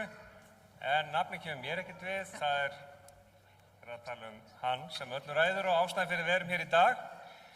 Nú, við erum svo heppin að fá hana Helen og hana Kristbjörgu með okkur sem gestasöngkonur úr KSS. Við Helga Björk leiðum þetta, Ástvaldur á píanó, Eyþór á bassa, Arngrímur á trommur og Jón Örn og Guðmundur Jens á gítara. Þegar við komum fram, þá er gaman og við ætlum öll að rísa úr sætum og taka kröftilega undir. Við erum bara með stutta sirpu, 10 mínútur korter og gjörum svo vel, við byrjum á daginn í dag.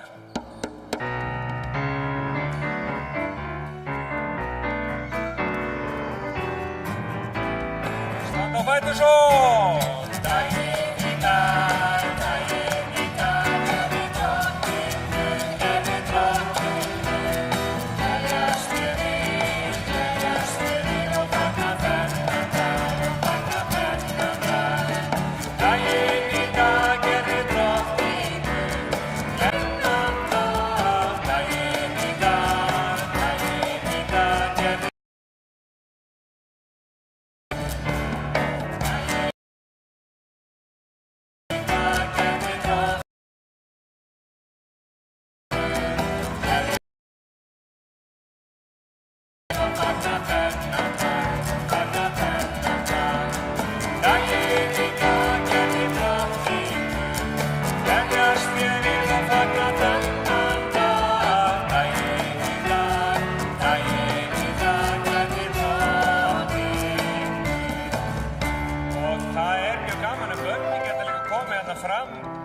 staðið þar og hreyft sér svolítið óhindrað og óhikað.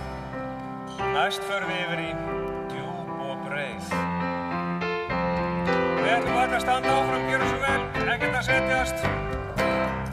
Djúp og breið, það er á sem rennur djúp og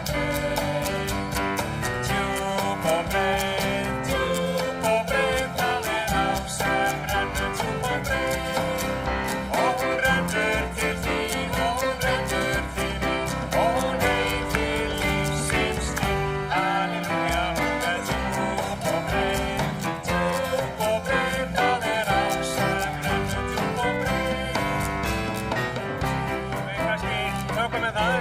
Því að þær tóku Halleluja hoppið. Nei, ég klikkaði. Ok, eru til að sýna okkur Halleluja hoppið? Já, við sýna okkur tilbúin. Ok, erum við tveir og Halleluja! Ekki reyna þetta heim með okkur og svo. Já.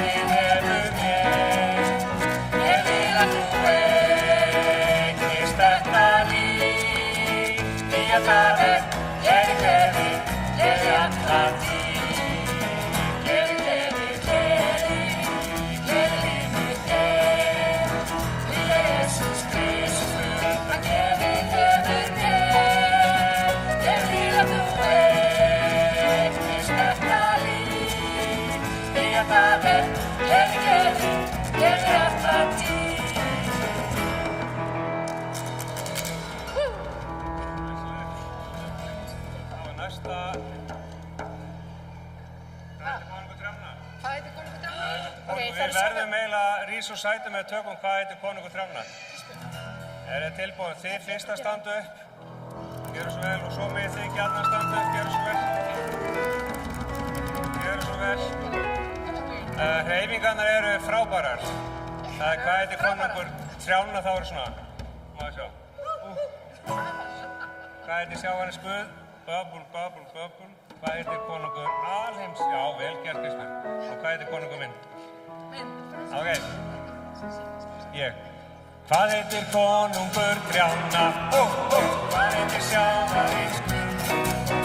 Hvað heitir konungur alheimsins? Hvað heitir konungur minn? Hann heitir J.E.S.O.S. Yes! Hann konungur minn. Hann konungur alheimsins.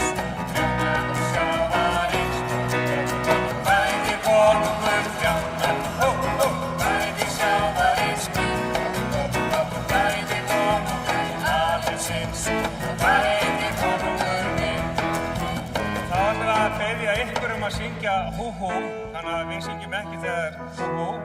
Það ætlum að heyra alveg í kirkjunni. Ok. Er tilbúin? Hvað heitir konungur trjánna? Hvað heitir sjávarins guð? Hvað heitir konungur alheimsins? Hvað heitir konungur minn? Hann heitir J.E.S.O.S. Yes! Hann konungur minn.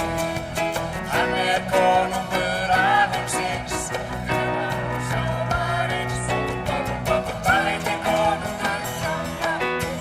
Hvað heitir sjávarins guð? Hvað heitir konungur alheimsins? Og hvað heitir konungur minn? Æskilegt. Áfram stöndum við. Og næsta dagskrá hvaða lag? Elska Jesú er svo dásamleg. Eitt lag viðbót.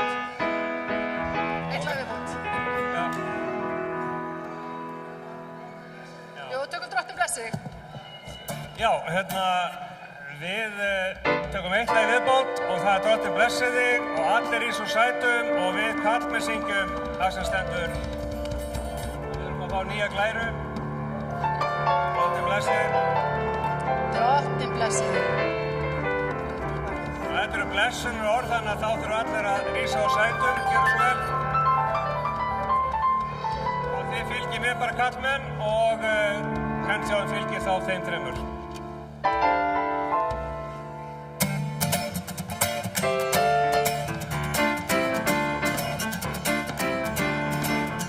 Drottinn blessi þig.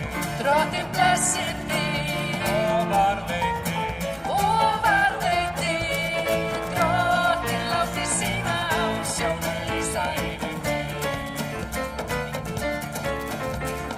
Blessi þig, Drottinn blessi þig, og varðveiti, Drottinn láti sína ásjón lýsa yfir þig. Drottinn upplyfti sínu yfir þig og gefið þér sinn frið.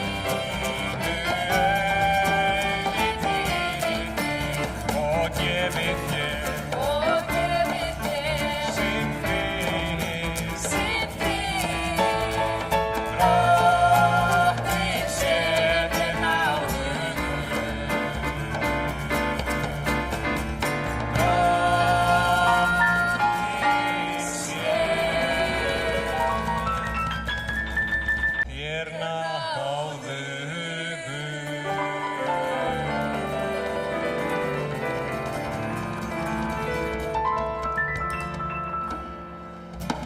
Takk fyrir okkur. Takk fyrir.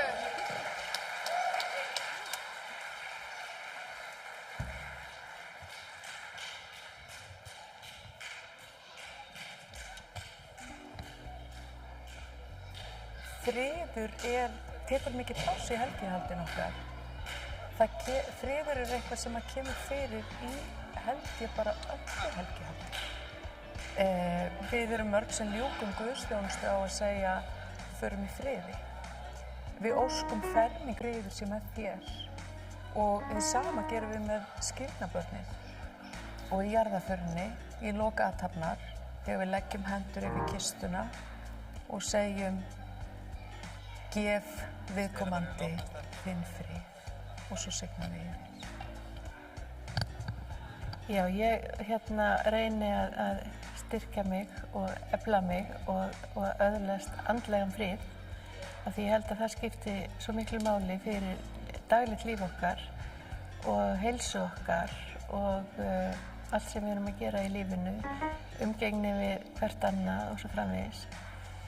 Og þess vegna held ég að sé svo mikilvægt að við hugum að okkar andlega lífi, ekki síður en öllu öðru, að efla líkamann, heilbrigð sál í hraustum líkama. Hún kemur ekki nema maður byrja á sálinni og efli hana. Það sem ég get gert bara predika skilaboð Jésu, fremur en skilaboð mín, sem komin frá lítilna sjálfsálit mínu. Ég held að enginn vilji búa við ófrið. Við viljum öll búa við frið. Og þess vegna held ég að ef við bara hugsum það, hvernig við komum fram við aðra, hvernig viljum við að þessi komum fram við okkur, að þá erum við komið svolítið langt. Ég held að þetta sé svolítið góð uppskrift. Jesú vissi aldrei alveg hvað hann var að segja, sko. Ég sjálf ber mikla áherslu á að hugsa vel sjálfa mig og virðingu fyrir sjálfri mér svo ég geti í rauninni miðlað því sem ég hef gott fram á að færa víðar. Og ég passa bara að sýna öllum lífverum og umhverfinu virðingu. Já. Komið sæl, gaman að sjá ykkur. Er ekki allir vakandi? Það gott að heyra. Friðrik Ómar heiti ég og utan að landi. Fregnir herma að ég hafi komið fyrst inn í kirkju áður en ég var 1 árs.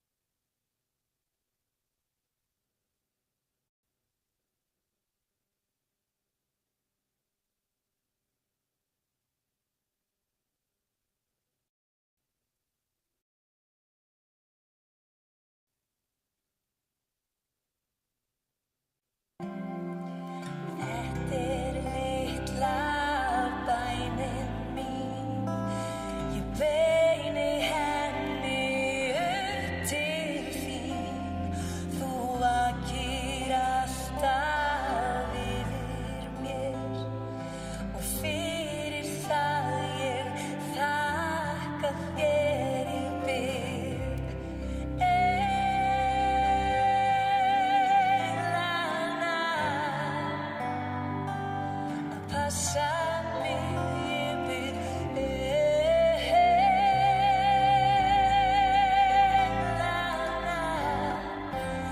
að passa mig.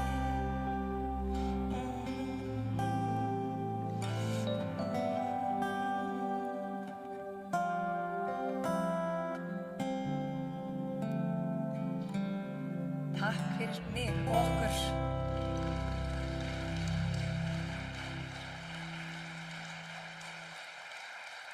Ég ætla að fá að kynna næstu söngkonu á svið. Það er ekkert langt síðan að ég söng með henni hérna og Óskari fyrir hvað, 1,5 ári eitthvað svoleiðis. Þá er hún bara svona í kórnum og syngja bara svona með okkur bara svona Regína, hæ, gaman að sjá þig og ég bara, þú veist, hefur alltaf verið geggjuð, sko. En nú vita það bara allir. Við vissum það, en nú vitið þið það allir. Skulum bjóða velkomna á svið Diljá Pétursdóttir. Ertu bara hér?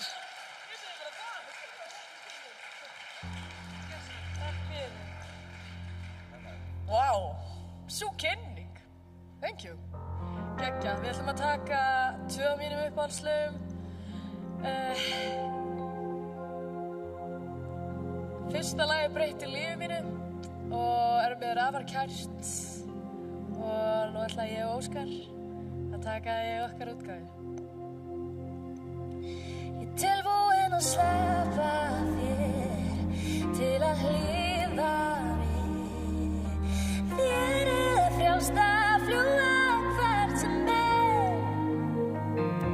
Ég börðast með þig meir en nóg. Alltaf veit ég skjól. Myrkrið að er óvelkomin hér. Ég tek aftur valdið sem ég gaf þér. Þú ert ekki lifandi, þú ert bara skugginn sem enginn sér. Og ég sleppi tökunum á þér.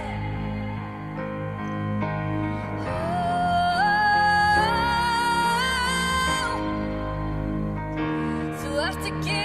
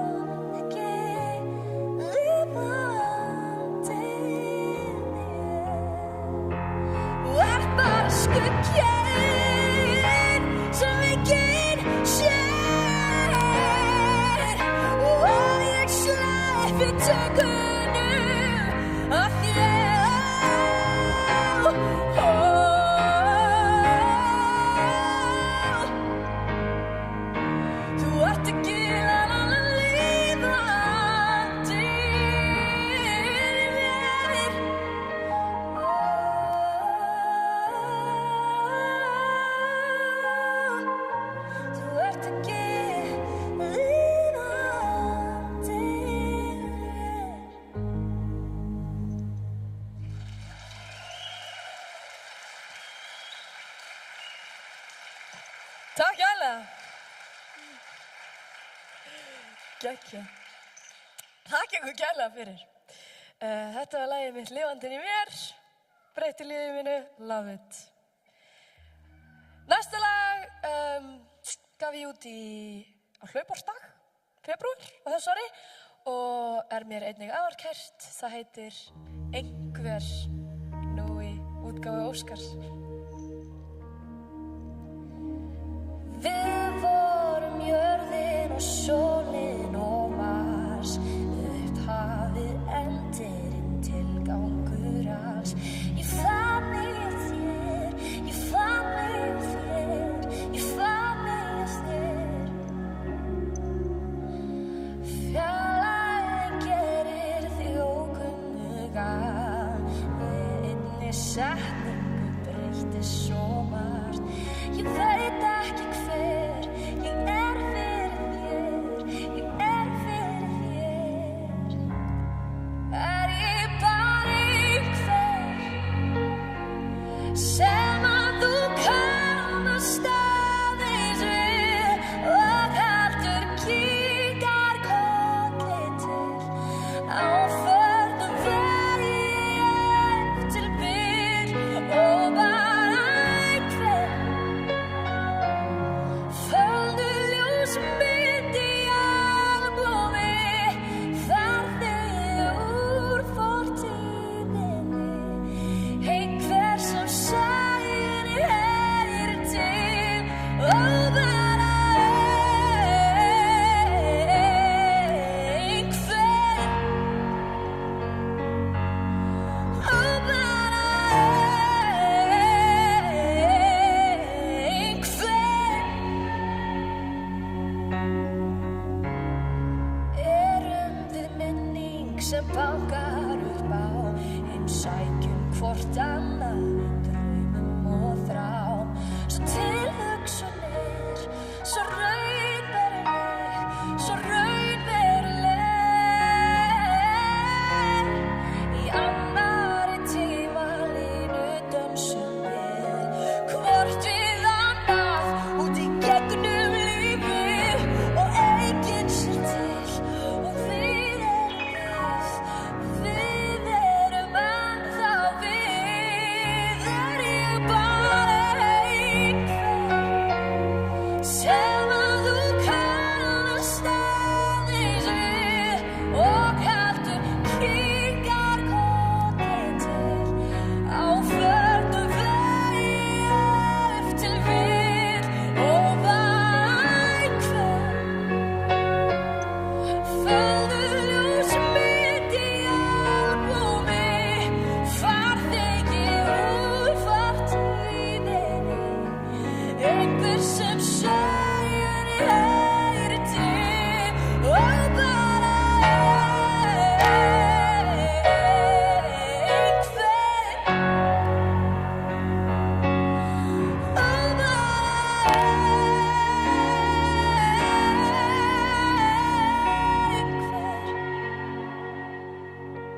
Og ég bara einhver sem að þú kannast aðeins við.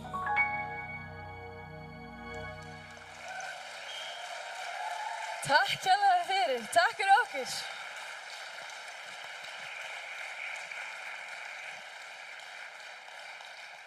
All right. Á ég að kynna næsta atriði? Vilt þú gera það? Ok, þú skal gera það. Ég held við skulum klappa aftur svo meira.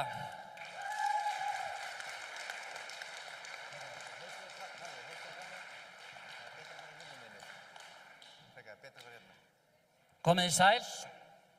Ég heiti Oddur Bjarni og fæ að vera hér fullur auðmýktar að kynna næsta atriði og dást að þessari ótrúlegu veislu sem að hér hefur farið fram alla vikuna og hápunkturinn í gær og í dag. Ef eitthvað er nú hátíðar dagskrá þá er það nú akkurat þetta sem hér fer fram, þvílík ógrynni af hæfileikum sem hafa rennt hér í gegn. En hér kór sem ákaflega hagvanur. Þau eru á heimavelli. Við kynnum til leiks hér kór Lindakirkju og stjórnandinn nú vel þekktur og stendur þarna og að vísa sínu fólki til. Óskar, gjörið þið svo vel.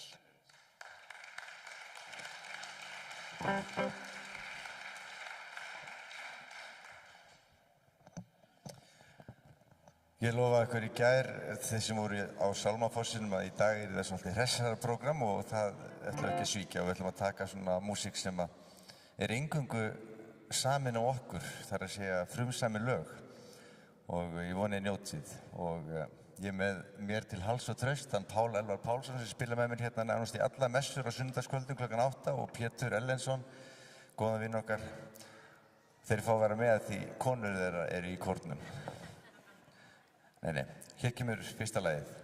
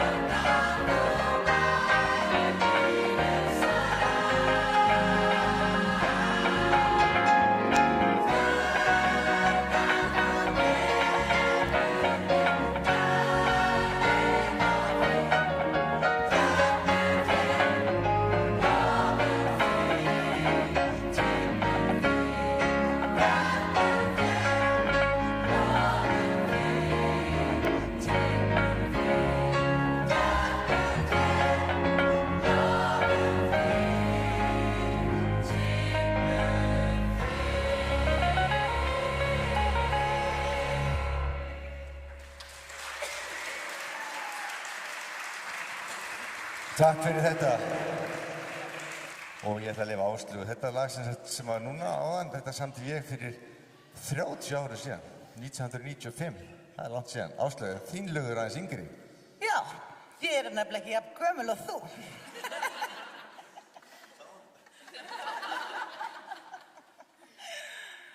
Já, sko, þú varst aldrei búin að segja mér röðina, ég veit ekkert hvað hann fara að taka.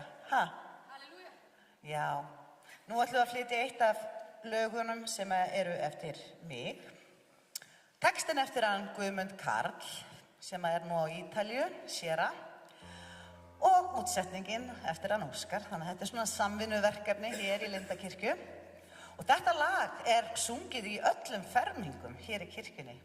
Og fermingabörnin þau syngja hástöfum með, þannig að ég er alveg viss um það að þið getur líka gert þetta. Ef aðtók hvort við séum ekki bara með kóri hérna inni. Jú, tjekkum á þessu Óskar. Þetta hljómar svona og þið syngið með, bara leið og þið fattið þetta. Halleluja, halleluja, halleluja, halleluja, halleluja, halleluja. Svo er alveg eins. Halleluja, halleluja, halleluja, halleluja, halleluja, halleluja. Snillingar eru þið, æðislega. Nú syngið þið alltaf með í öllum viðlögum. Á hverju morgni fæðist dagur nýr sem deyr að kvöldi þegar birtan flýr. Hvert árið sem líður, hvert andartak, að lífið er gjöf til mín. Og tíminn tifar líkt á klukkans slag. Á morgun heitir þessi stund í gær. Kenndu mér að meta dagana, því lífið er gjöfin þín. Halleluja, halleluja, halleluja, halleluja, halleluja, halleluja. Halleluja, halleluja, halleluja.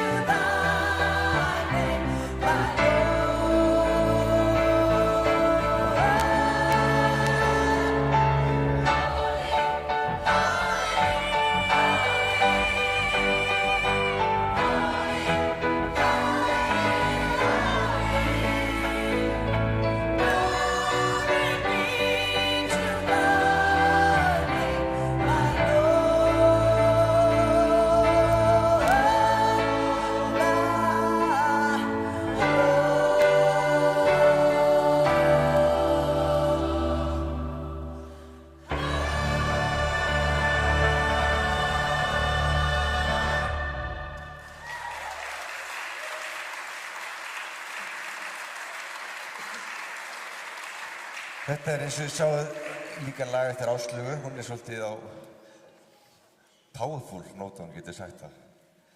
Kröftugu nótunum.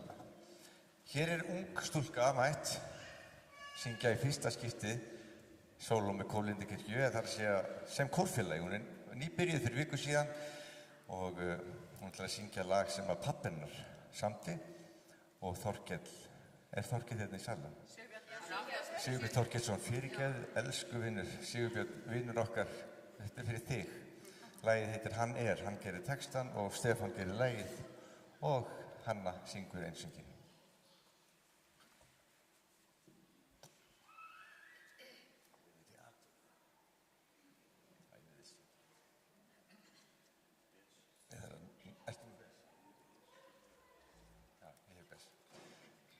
Það aðeins að ruglast tóntegundir hérna, við þurfum að sameina okkur sem við náum ekkert að æfa nefnilega fyrir giggi rétt á það, þannig að við þurfum að vera með réttan nótur, tökum það í bes.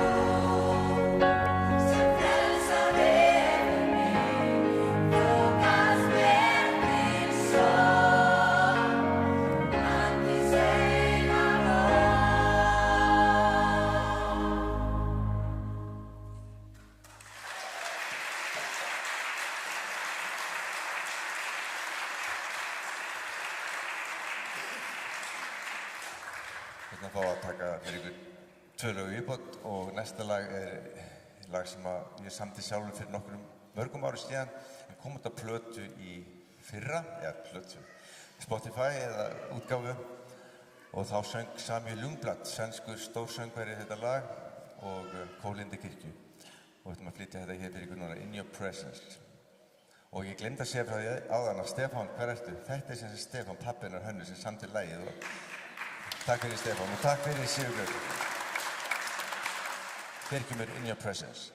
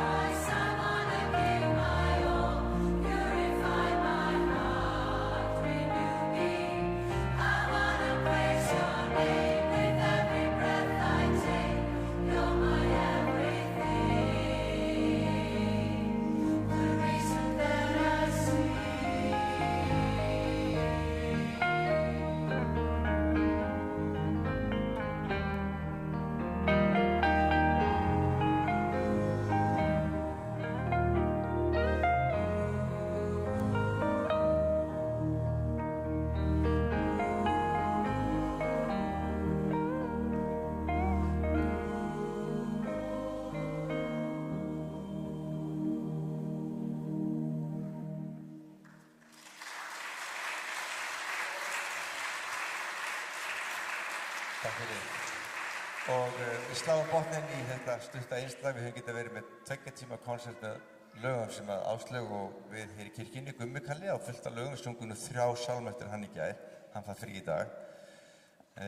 Og næst ætlum við að enda lagi sem að við gáðum út í dag fyrir 10 ára síðan. Það 10 ára afmæli útgáfan okkar sem á Spotify. Þið getið hlustað á þetta og lagið okkur sérstaklega kært. Því að útgáfa tónleikunum þá var þar maður, tvítendur, Sigurbjörn Þorkelsson, sem var fyrir miklu upplifun þegar við fluttum þetta lag og þetta, við gátum ekki enn að enda á þessu lagi. Dýri Sigviði og Áslaug, viltu segja eitthvað meira þetta? Ertu bara góð? Ég held að þú sést búin að segja þetta allt.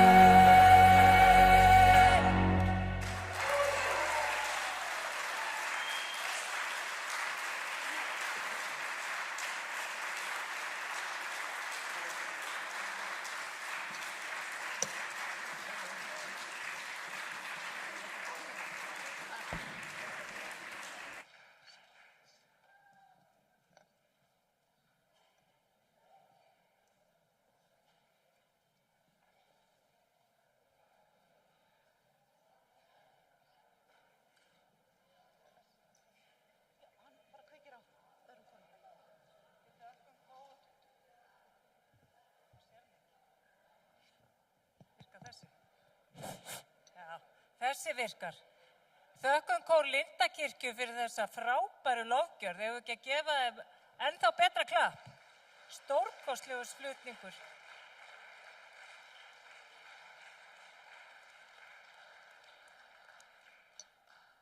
Vilborg heiti ég og ég ætla að fá að kynna fyrir ykkur síðasta hluta þessara dagskrár ásamt honum Oddi Bjarna. Nú ætlum við aðeins að skipta takt en veislan heldur áfram. Næst koma hérna séra María Rut Baldursdóttir og Gissur Páll. Og undirleikari hjá þeim er Arnhildur Valgarðsdóttir. Bjóðum þau hjartanlega velkomin.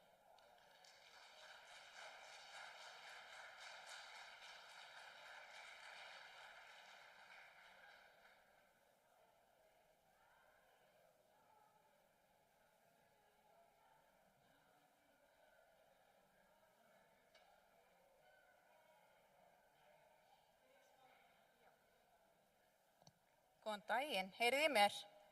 Gaman að vera með ykkur í dag. Já, við ætlum að byrja á því að syngja, ég ætla að syngja og Arnhildur að spila, Smávinir fagrir úr Hulduljóðum eftir Jónas Hallgrímsson, listaskáld íslenskra tungu. Og lagið er eftir hann Atla Heimi.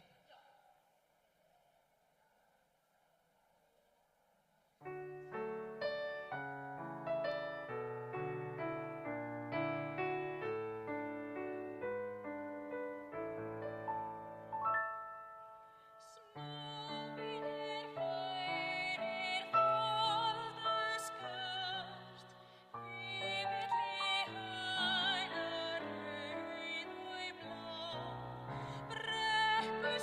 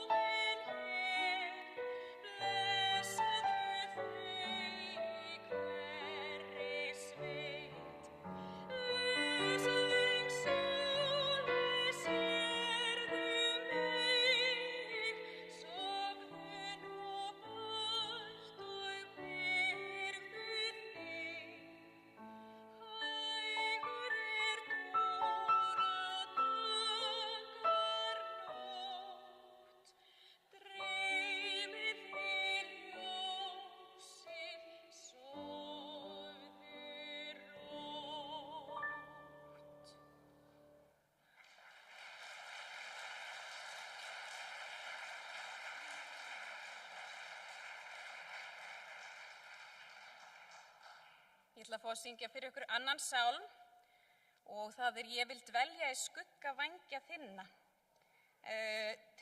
Íslensku texti eftir Gunnar Böðvarsson og lagið eftir Kathy Spurr og Debbie McNeil.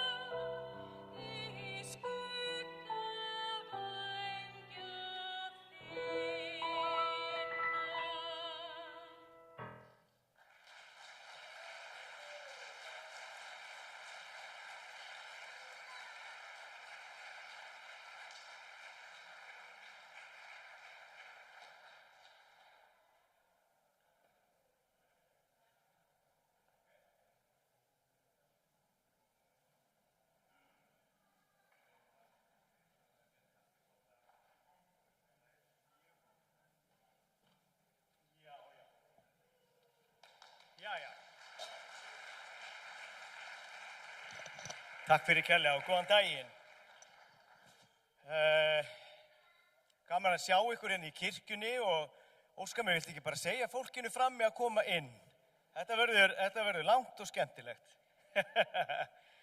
Nei, mér langaði nú bara til að segja 2-3 orð. Það ekki á hverjum degi sem maður beðinn að koma og syngja 2 uppáhaldssálmana sína. Ég svona einstaklingur sem á ekkert uppáhalds og allt uppáhalds. Þannig að það fer svona eftir veðri og vindum og árstíð hvað í uppáhaldi. En í ljósi þess hvernig svona vindar blása í heiminum í dag, þá eru þessi 2 lög og sálmar eða bæn sem að ég ákvað að flytja í dag eiga eiginlega sérstaklega vel við. Ég hugsa, þegar ég segi ljósi ástandsins í heiminu, þá ég að tala þetta stríð og fólk á flótta og alls konar svona hluti sem ekkert sérlega gaman að tala en að gerast. Og ég held sem sagt að eins og segir í fyrri sálminum sem að ég ætla að syngja, að þá það sem skiptir mestu máli að mínu mati að vera boðberi friðar og kærleika. Og þess vegna ætlum við að byrja á sálminum sem heitir Fríðarins Guð eftir Árna Thorsteinsson lagið og textan gerði Guðmundur Guðmundsson. Fríður á jörðu. Gjörið svo vel.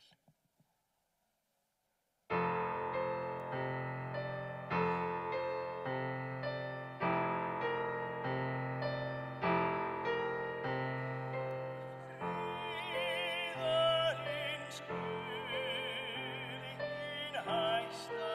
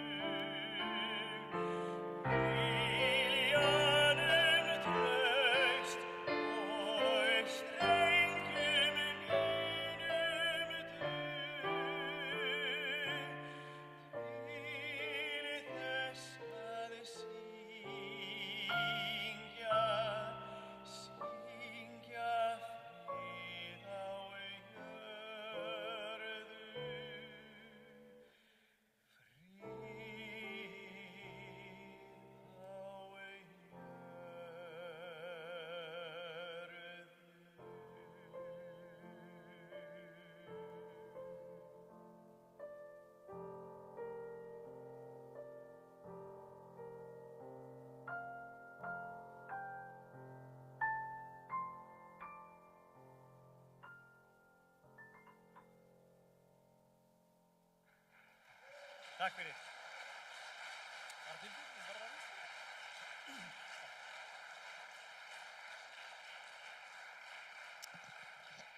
Takk fyrir.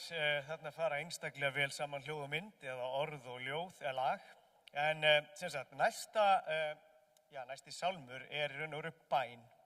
Og hún er náttúrulega bænin sem að Drottinn kenndi okkur öllum sem við kunnum. Og ástæðan fyrir því að mér langar til að syngja þessa bæn en ekki kannski einhvern hefðbundinn sálm er einfaldlega sú að þegar við förum með bænir öll saman þá myndast einhvers konar svona eitthvað afl og ég held að þetta afl sé hlutur af svona tengingu, mannlegri tengingu og það skiptir einhver máli á hvaða trúarbragði innan gæsalappa við flytjum bænirnar okkar en bænin kennir okkur held ég að lífa í samkennd og ég held að í samkenndinni finnum við svona beinustu og bestu leiðina til fríðar, ásts og kærleika.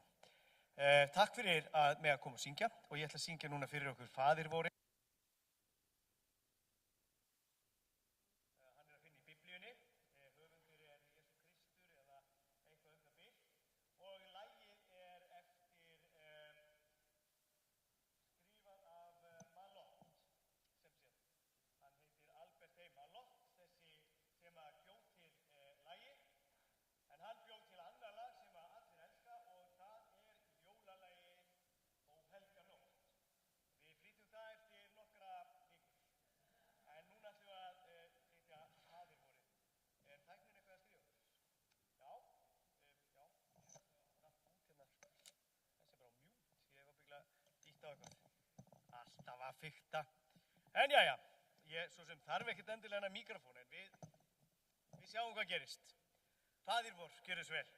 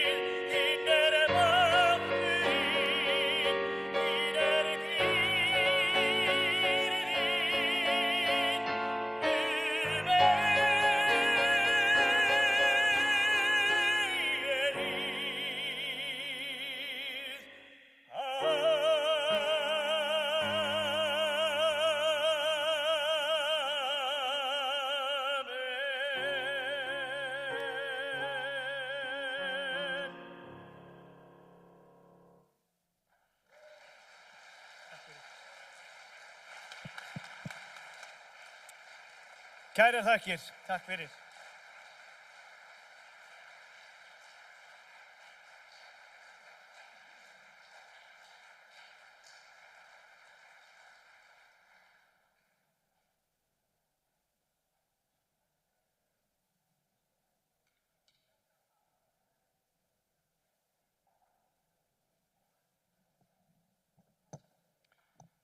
Hjartans þakkir fyrir yndislegan söng, elsku Mari og kæri Gissur. Það var dásamlegt og fyrir falleg orð líka. Og að ég tala ekki yndislegan undirleik Arnhildur farin. Tónlist stórkostleg, hún heilandi, hún hittir mann beint í hjartastað. Hún gerir kraftaverk, það akkurat þannig. Og nú komið að síðasta tónlistaratriðinu í þessari ótrúlegu veislu sem að hér hefur átt sér stað. Nú stígur á stokk kammerkór Áskirkju ásamt kórstjóra sínum, Bjarti Loga. Og ég býð þau hjartanlega velkomin hér upp. Gerið þið svo vel.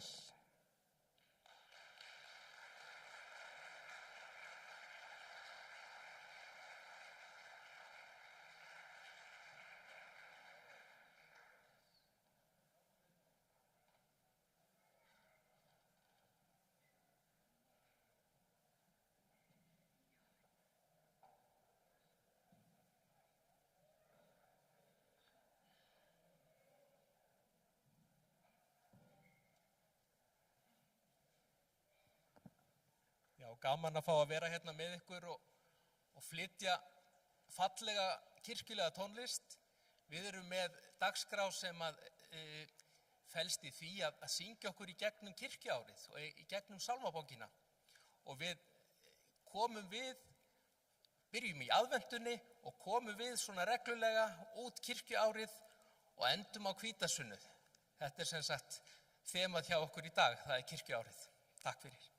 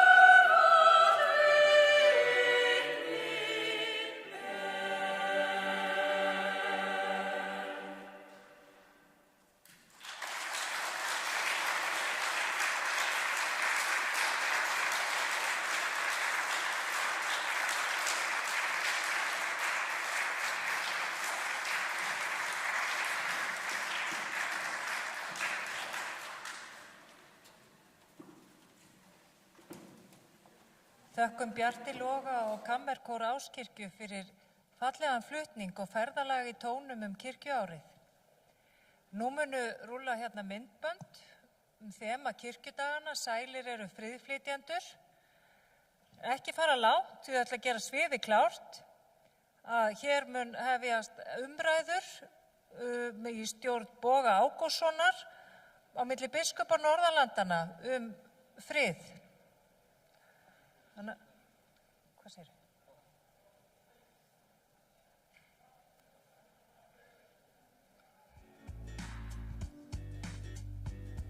Já, sko, í mínu starfi þá ég er ekki að bjarga neinum, en ég get verið styðjandi og fylgt konunum mínum í gegnum þau vandræði sem þær eru að díla við hverju sinni, eða þau verkefni sem þær fá í hendurnar.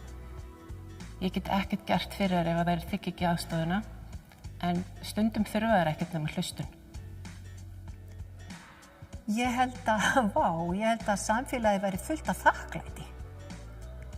Vegna þess að leið og við búum við frið, þá kannski sjáum við betur í kringum okkur hvað við höfum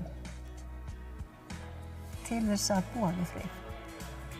Það að mæta manneskjunni einmitt þar sem að hún er stödd, hlusta, horfa, segja ég sé þig, ég viðurkenni þig eins og þú ert, Guðs góða sköpun, hvort sem að við erum fötluð eða ófötluð eða rík eða fátæk eða hvernig sem er. Og það oft mikil von bara í nærveru fólks.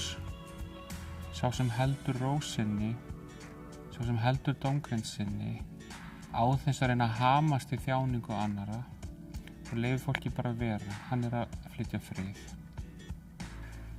Friðflytjandi er fyrir mér hver sá sem er reiðubúinn til þess að vera ekki til friðs fyrir en réttlæti er náð, svo að friður, raunverulegur friður, geti ríkt.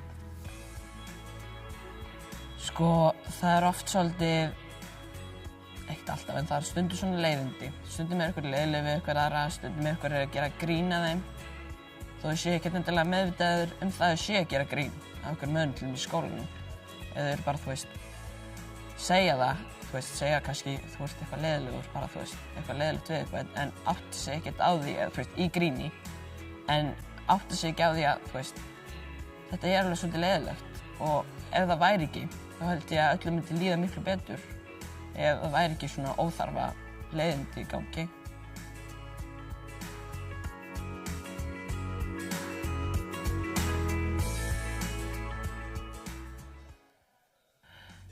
Hvað getum við gert til þess að efla okkur sem friðflytjendur? Við getum elt okkur með því að hafa þörfina fyrir að koma málum á hreint. En ekki það að við séum hreinni en aðrir, að við séum betri en aðrir. Heldur að niðurstaðan sé þannig að hún sé góð fyrir alla. Ég hugsa að það gildi sem gott er að hafa til að vera friðflytjandi er að koma fram við allar lífverur að jafnri virðingu og viðurkenningu. Bara koma jafnvel fram við alla, alveg óháð einhverju stöðu eða bara einhverju. Sjálfsræktarnámskeið hjálpa okkur með því að tala um hlutina, gera eins vel og við getum og ekki fara fram úr sjálfum okkur og passa upp á það að við séum alltaf hrein og bein og komum fram til dyranna eins og við erum klædd. Þetta er það sem friðflytjandi þarf að hafa líka, styrkleikana sína. Það er eitthvað í því. Samhygð með manneskjum og að hafa þann hæfileika að vilja leita sátta, að leiða fólk saman af mýkt og gætni. Já, ég held að það sé svona kannski það sem þetta helst í hug. Það eru líka falsfríður í heiminum, mikið. Það bara einhver kúa annað og láta fólkið bara þegja. Þetta ekki fríður, þetta kúun. En þannig ef það falsfríður, þurfum við stundum bara brjóta það.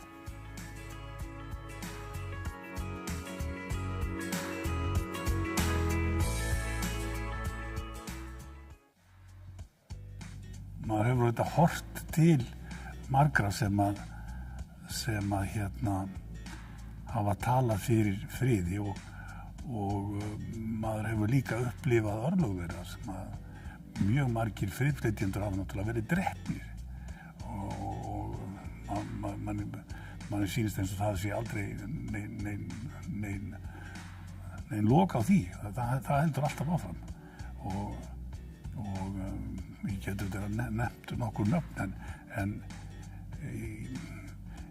ég trúi því að kristin kirkja geti haft mikil áhrif og við sem kristið fólk getum þar með komið friði til leiðar og eigum að hugsa það, reyna að hugsa bara öll sem einn að kristið fólk friðflytjandi og á að haga sér þannig. Þegar fólk þjáist vegna ófriðar eða bara í þjáningu, þá mæta friðflytjendur og grípa þetta fólk. Og það til fullt af fólki að núti sem vinnur við það að grípa fólk. Allt starfsfólk Stígamóta vinnur við það að grípa fólk. Það fullt af flottu fólki sem svo slökkviliðsmenn með lag, sem alveg tilbúið til að grípa fólk. Eina vesenið við að vera þannig grípari að þú þarft að segja fólkinu að stökkva, það þarf að þiggja hjálpina. En þetta auðvitað fyrir mig að segja það sama og kannski ekki við fólk sem í miðjum styrjaldar átökum, þannig ófriði. Þar segir fólk ekki bara stökkva, stundum kemst fólk bara ekki neitt. Og þar verður bara einfaldlega að gera það sem þú getur gert og þú verður að vera í friði með það sjálfur, með allt það sem þú getur ekki gert. Það oft bara ógeðslega hræðilegt. Það þurfa að viðurkenna vanmátt sem fyrir ég get ekki farið til Palestínu og handpikka fólk þaðan út, ekki svo auðvitað, en ég gat gefið í söfnun, og það var annað fólk sem var til að gera það, skilur. Ófriður getur verið ófriður með innri manni og þá mjög mikilvægt að friðflytjendur taki höndum saman með þeim einstaklingum sem að kljást við ófrið innra með sér og hjálpi þeim einstaklinga að finna sinn frið og byggja sig upp. Við metum hvert einasta mannlíf, sum líf betur en annarra. Það er margar spurningar sem koma inn fyrir þessi jaðarhópa. En ég held líka að það bara allir mjög gott að því að bara að hitta einstaklinga og tala við þá og horfa í augun á þeim og segja betur, hvað vilt þú? Og ráða með þau að gera það. Ég meina, það stöðugt stríð í heiminum, bæði í hinum ytra heimi, en það líka stríð í okkar eigin heimi, okkar eigin hug. Og mér finnst þessi spurning leið okkur bara svolítið til fundar við aðrar spurningar hér í dag. Ég get náttúrulega aldrei barist fyrir frið í lífi annarra. Ég get aftur á móti boðið frið. Og aðferðafræðin sem snýst það að berjast fyrir frið mér dálítið ókunnug eftir sem ég verið eldri. Af því sá sem berst fyrir frið er ekki að koma með frið. Þannig að okkar eigin friður, hvort sem við göngum inn í stríðsátök hugans eða stríðsátökins ytri heims, grundvallaratriði. Já, fyrir fólki sem jaðarsett í þjóðfélaginu, sem þessi hópur verður oft gleymdur. Maður finnur fyrir því, af því að ég náttúrulega og margir erum þessi hópur sem við höfum það gott. Og fullt af fólki sem á bágt á Íslandi og alls staðar og það er eins og með þetta eins og annað sem ég hef sagt hér að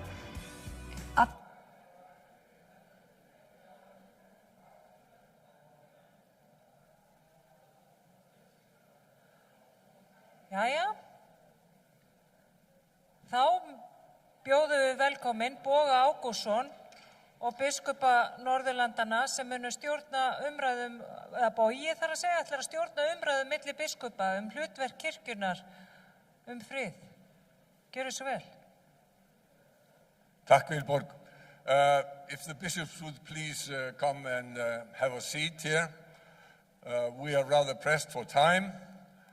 We have to be finished by 15:50. There is a lot to discuss. I want to ask the bishops to start each by introducing themselves and talk a little bit about the main challenges to the churches in their individual countries.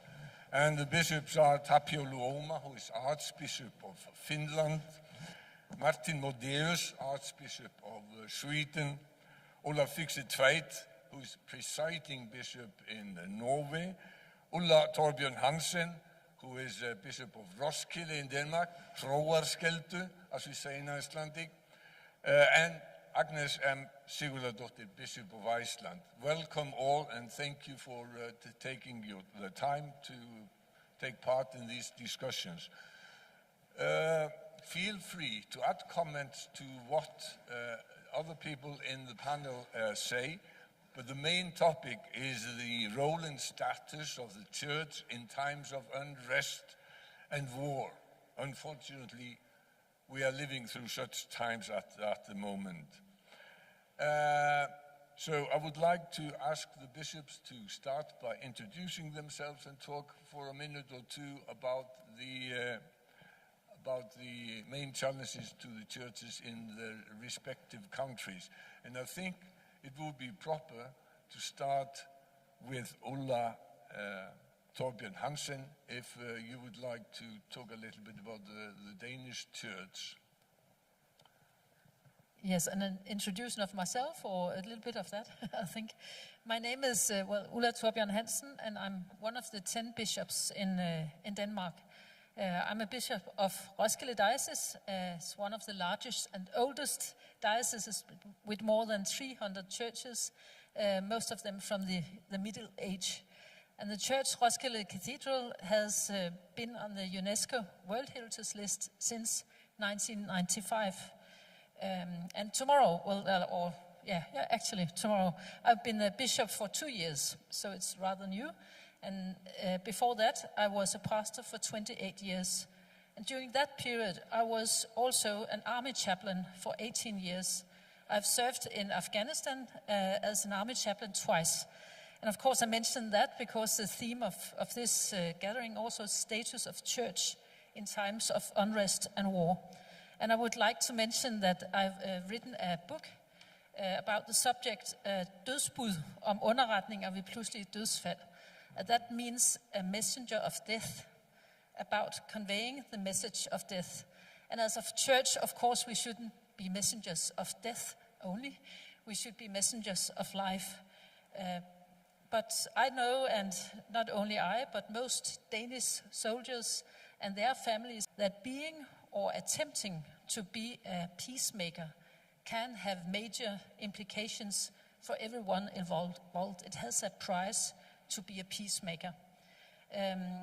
On the altar in the churches from where one of the soldiers, Danish soldiers, was buried, the inscription reads, "Greater love has no one than this to lay down one's life for one's friends." And according to the Gospel of John, it's Jesus who said these words. As an army chaplain, I was sometimes asked, how can you as a pastor, a Christian chaplain, gå ind for krig? Gå ind for krig can be translated, I suppose, to a question about my faith. How can you as a Christian be a servant for war? How can you accept war by serving as an army chaplain? Make love, not war, people say with a kind of anger in their voices. The important thing for me as an army chaplain and now as a bishop of a diocese with many army chaplains has been and still is the firm belief that when we as a nation send soldiers to other countries, then they should also be given the opportunity to receive pastoral. Our soldiers are given their options of listening to the word of God, the promise of eternal life, and the word of forgiveness. As a church, a folkekirke, with more than 70% of the Danish population as members, we are present as a part of Denmark, away from home in the war zone. Just like there are chaplains at hospitals, universities, and prisons, we should also be present in times of troubles, hardships, and wars. I do not love war. I don't accept war at any price. I believe in a love that cannot accept when fellow human beings are being attacked and killed. I believe in love which must engage in the world and do something to prevent evil, even though it might mean that you end up standing as guilty with bloodstains on your hands. Being passive and doing nothing can, however, also support evil and the war. So no matter what we do or not do, we must realize that we are responsible, all of us. Everyone is ultimately accountable to God. So in short, at the end, I strongly support that we as a church send chaplains to be with the soldiers. It's important to be present also during war to remind soldiers that they are human beings, and so is the enemy. We should remember that as well. The soldiers and the enemy, the soldiers on the other side of the fence or boundary, is also human beings. The church should be present also in time of war to remind everyone about the love of God in all times, to pray for peace, to offer them also with the family back home. In our Danish hymn book, there is a hymn or a prayer that Danish soldiers know. We say the prayer at the military camp with the Danish soldiers, and I've translated it, but it's not time now, but pray that for peace, and God might bring the family back home. So we should be there. Thank you, Bishop Hansen. I think we should pass the mic next to Norway. Olaf Fugset Tveit, Presiding Bishop of Norway. A few words of introduction and the challenges that the Norwegian is facing.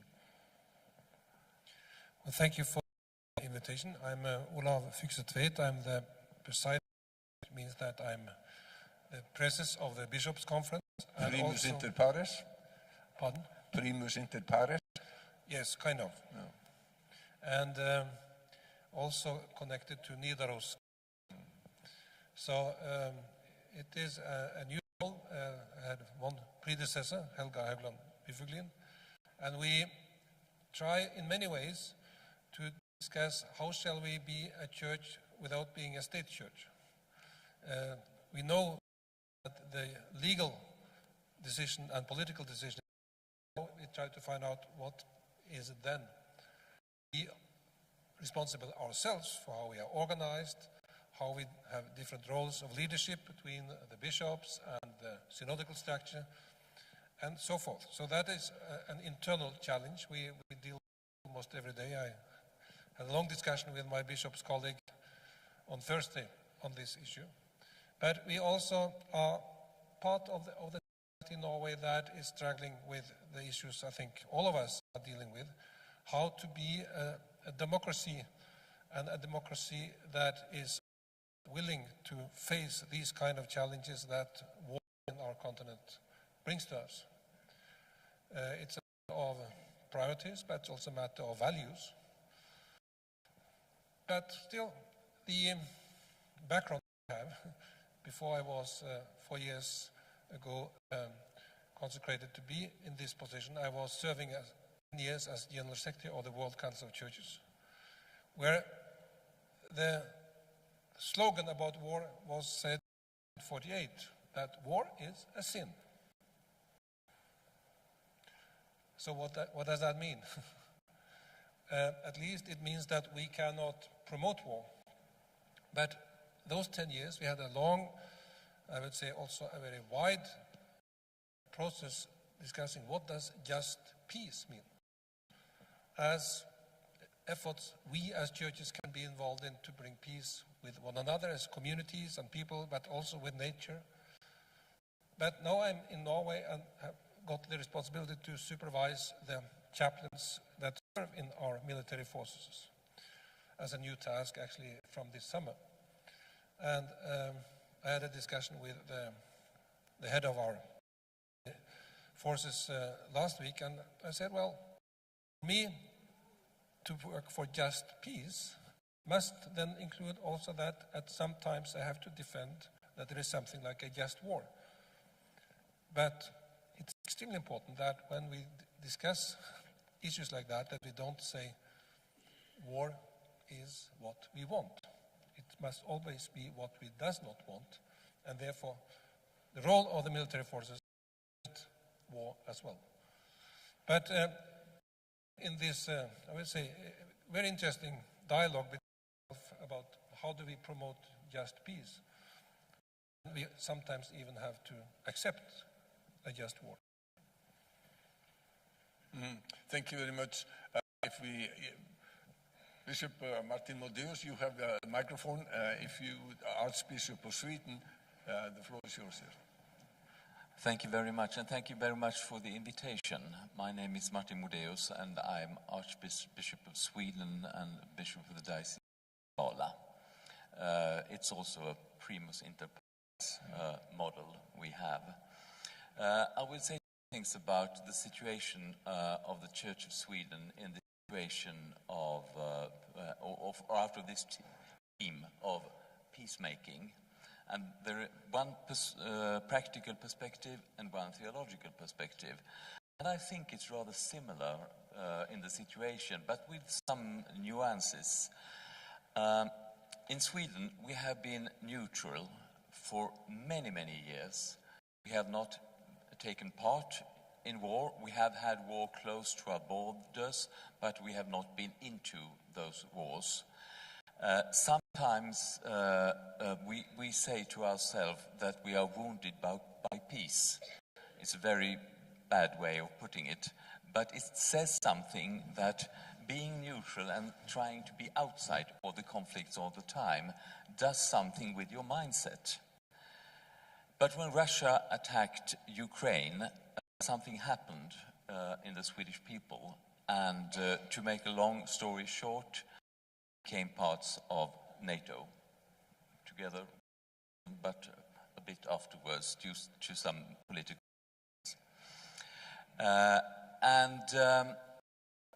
in Sweden we have had many years of de-armament, but all overnight we started to go into an rearmament, and that is also, of course, it becomes a rearmament of the mind.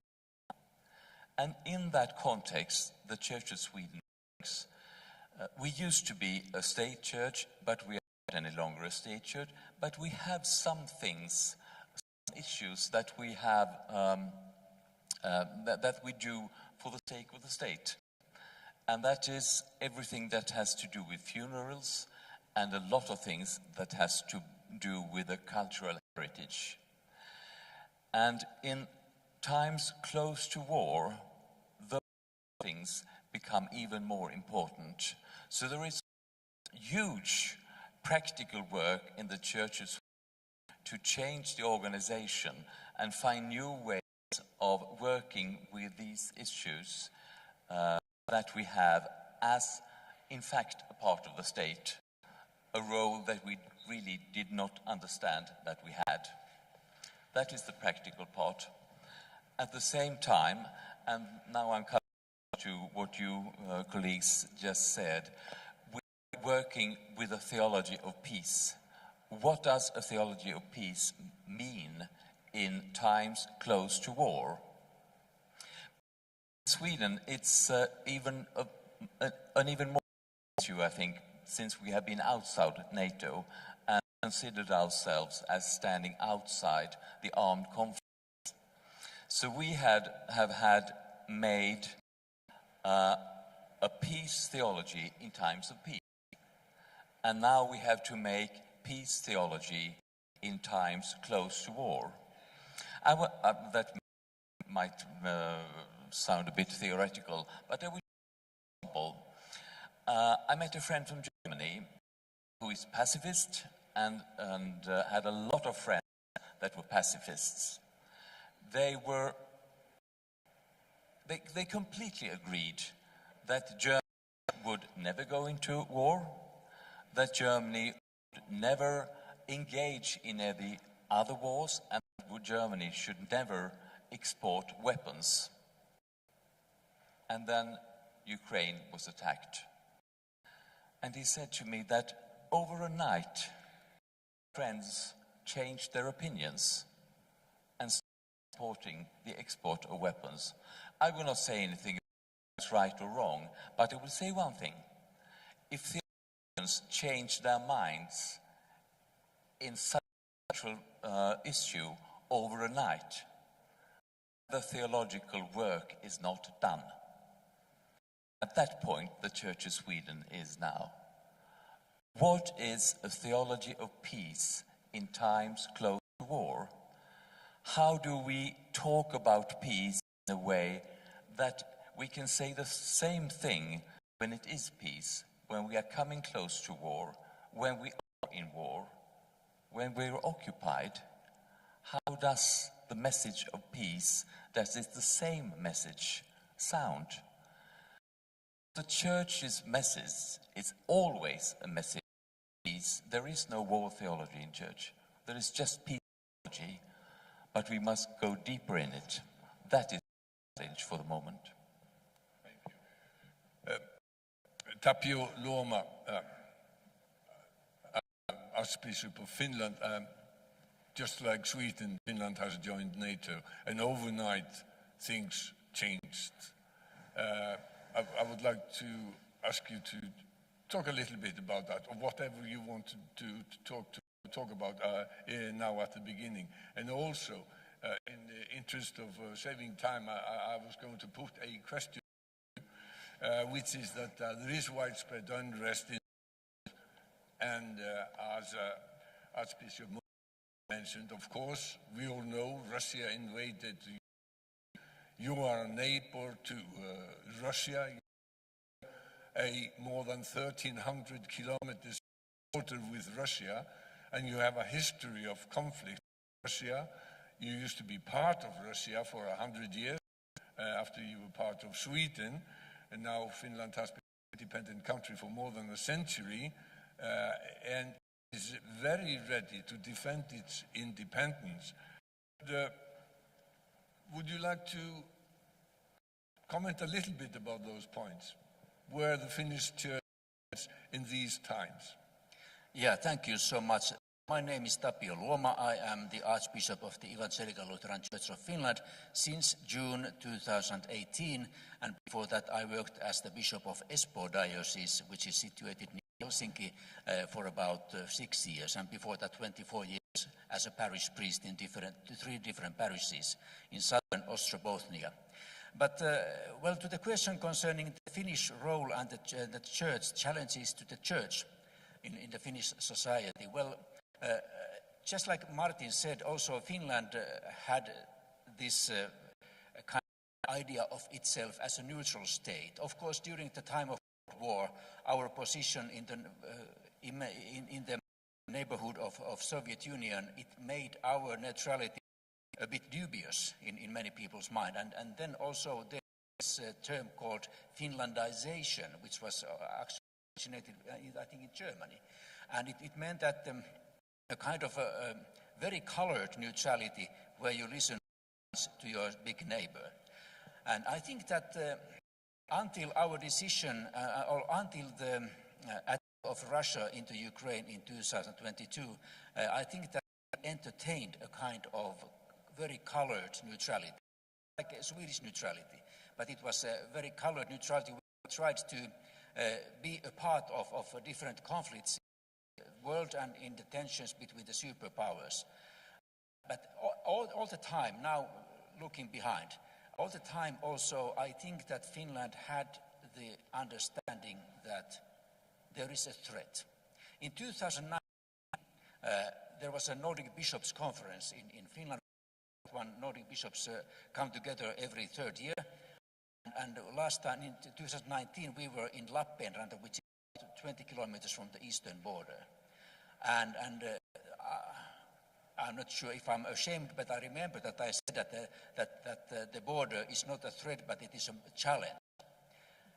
I don't think if I think still so, because the very painful experiences of wartime, Second World War, and our conflict with the Soviet Union, they kind of burst up, so that now many, especially older people, they still know the feeling of a threat from the East.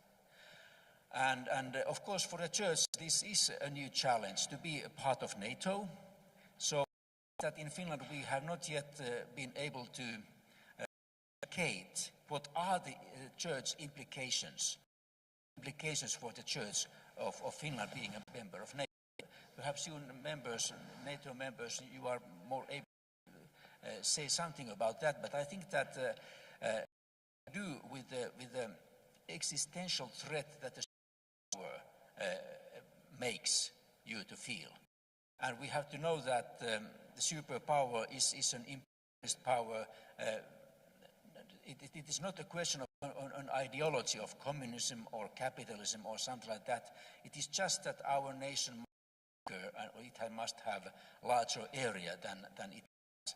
And so imperialism is the ideology, whatever it is. And as you know, in Finland we have also a National Orthodox Church, a very powerful one and influential one. And together with the Archbishop of the Orthodox Church, we have taken quite a stern attitude towards the Russian Orthodox Church, which has been giving such a supporting voice in favor of Russia's attack on Ukraine. So it is also a religious question. What kind of religion is there in the society? Just coming near to Martin, so what it means to be in the service of peace in times of a military threat, and when also the threat is somehow also molding our own thoughts and our own understanding of what reality is. Well, something like that. Thank you very much. We come now to Bishop Agnes Sigurðardóttir, and we have been talking a lot about the role of the church in times of unrest and war, and talked about peace. Would you care, as you introduce yourself, to define what is peace? Is it merely the absence of war, or is peace something more? I think peace is something more. First, I would say I'm very glad to have you here in Iceland now with me this weekend. And Bishop of Iceland for 12 years now, and 30 hours more I will be a Bishop of Iceland. And I have been serving the church for 43 years here in Iceland, since I was ordained as priest in our church. I think when I think of peace, I think of balance. Once I looked out of the window, I saw green grass and the sun shining, and I was thinking, can the grass grow just when the sun is shining, or need it something more to be green and grow up in the spring and in the summer? And I realized that it needed also to have rain, water. And we in Iceland, we love to have the sun, and we are not very happy to have rain, but between that, because like the grass has to have the sun, the light, and water, the rain, to grow up and be green and be beautiful and be necessary for creation to have. So it is also in the life of the human. for the mankind. And because of that, I think that peace has to be balanced inside, because if it's not balanced, then we don't have righteousness or forgiveness or everything we our Christian faith we have to have. Very much. Bishop, you worked internationally, as you explained, for a long time, 10 years. At present, there are more people displaced in the world than at any one time since the end of the First World War. The obligation the church or churches have towards these group of peoples, can or should the church influence public opinion and government positions on these issues? I would like to start with a comment from the late Archbishop Desmond Tutu in Cape Town in 2017. Year after this great breakthrough or the great opening of the doors into Germany of Syrian refugees, an action that Chancellor Merkel had a very high price for politically. But he said, Olaf, when you meet the Germans, tell them that the day Mrs. Merkel allowed these poor refugees to come into her country, I was proud of being a human being. And I think that is the essence of this question. The refugees are human beings, homes because they cannot live under the that make them human there, and they have to find another place for being human. But they are humans, they have the human rights of everybody, also the right to seek asylum.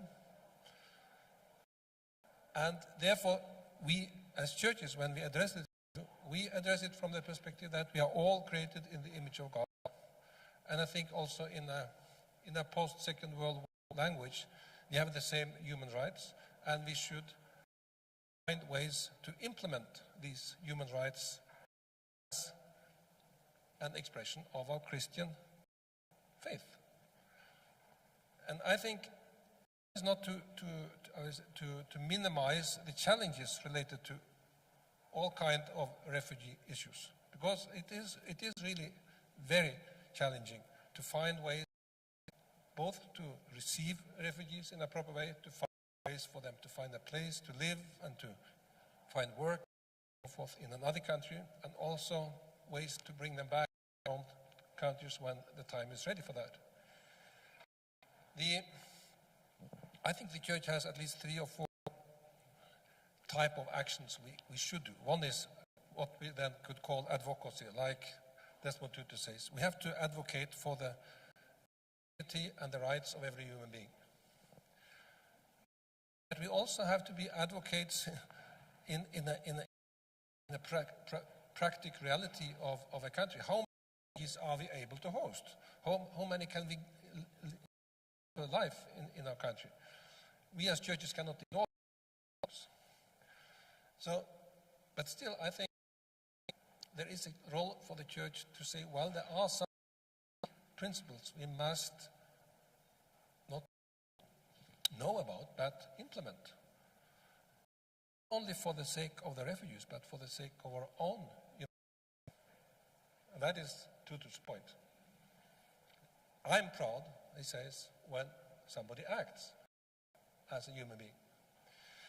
But I think we also have another very clear role in dealing with these issues. We could call it a diaconical work of all kinds of, I would say, support in practical ways, but also in, I would say, in moral and political ways, to find ways for them to live together with those who receive them in a country, This is an issue for the local church.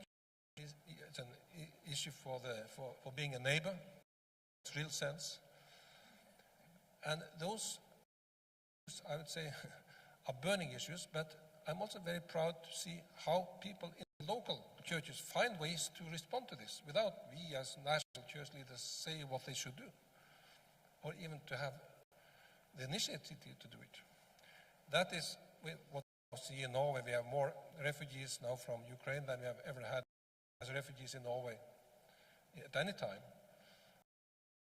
And I'm proud to see that actually there are many in the local churches that actually find their way to show this practical attitude. But at the Secretary of the World Council of Churches, I saw that extremely poor people in churches were able to receive refugees, like in Jordan, in Sudan, in Tanzania, in so many places where you think they have no resources to do this. But still, there's a way for the churches to do it. Brings me to the third point, which actually the General Secretary of the UN, when he was the High Commissioner of Refugees, he called churches and religious partners for discussions about what can these kind of institutions and parts of civil society do for the great challenges of refugees to find a way to continue to live. And you know that the UN has a very strict rule of being neutral in religious matters. And then after 2-3 days of discussion, he said, we in the UN must not be stupid and think that neutrality in these issues is we must protect the refugees from have any contact with religious communities. Because one of the few issues that a refugee can bring with him or her is their faith and the values that their faith represent to them and ability to survive in a crisis. And therefore to connect them to others who have either the same faith or other faith communities that can sympathize with them is an enormous resource that also states and UN and other institutions must realize. Maybe that's the way for people to survive. The point which I would like to mention is that we are not national bodies, even if we think so, and not ourselves as the national churches in the national countries of the world. But we belong to a global reality. And therefore we have another approach. The other, whether they are Christians or not. But our global reality of Christianity helps us to see we are one humanity. And then we have to ask, what does that mean when we practice that in our village? Thank you. And you rightly point out, most refugees in the world are actually in neighboring countries and countries. If we take another point of discussion, which is democracy, which is under in many countries, even countries with a long tradition, the communism is highly valued at the same time as many people on earth live in conditions which are not free. I would like to ask you, Bishop, would you care to comment on all of the church? What can the church do in a situation of threats to democracy? Well, first of all, it's important for me to say that the Danish church is not a top-down. I can't talk on behalf of the whole church. It's a folk church, people's church, with representatives in the local parish level. And we can do a lot for the democracy because we actually are active on the local level. So we should keep on doing the good work, actually. And the lay members are elected by the local members of the church. So in the sense, the Folkekirke is democracy in the bottom-up of organization. And therefore, I, as bishop, well, I can't speak on behalf of everyone, but I can point to the democracy, which is already working very well. More than 70%, as I said before, is members of the church, and therefore we practice democracy all over in the country. Until about 150 years ago, almost all were members of the Evangelical Lutheran Church, which was the state church at the time. And just now we are also discussing how to be a democracy still and not just a state church, that we actually are a folk church, because we experienced last year to lose a day off work, a holiday, and that of course have made us a bit worried about that point. Bededag, we lost a prayer. Of all things, we lost of prayer, and the day of prayer, and what was that the money we would spend as a whole country using this day should go to weapons.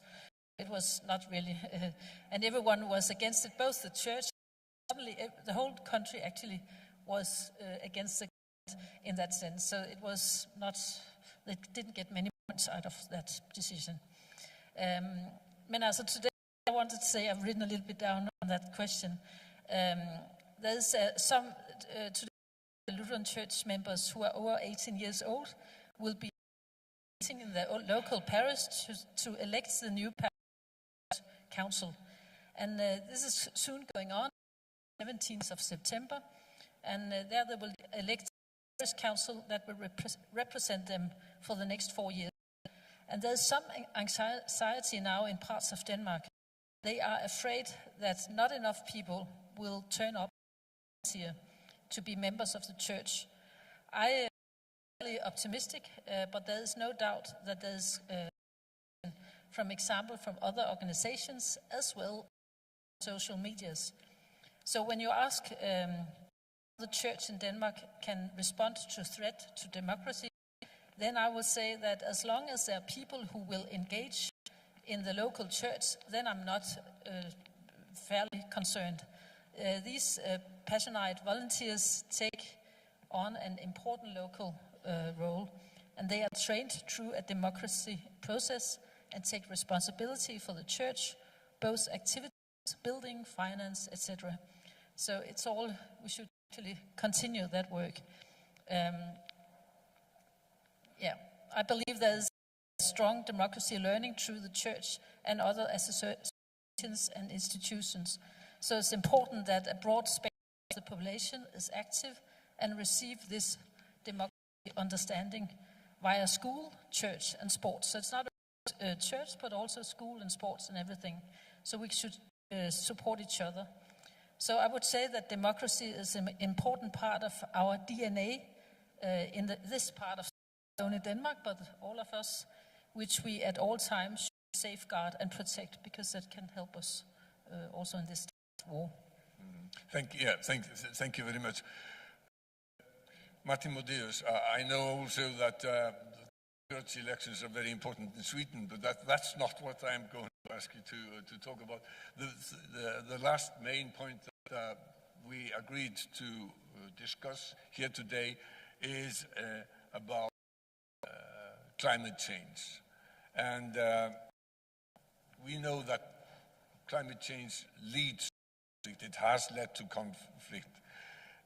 How the church, our churches, support Mother Earth in the struggle that she finds herself in right at the moment? Should the church be an active participant in the fight against climate change? What is our responsibility?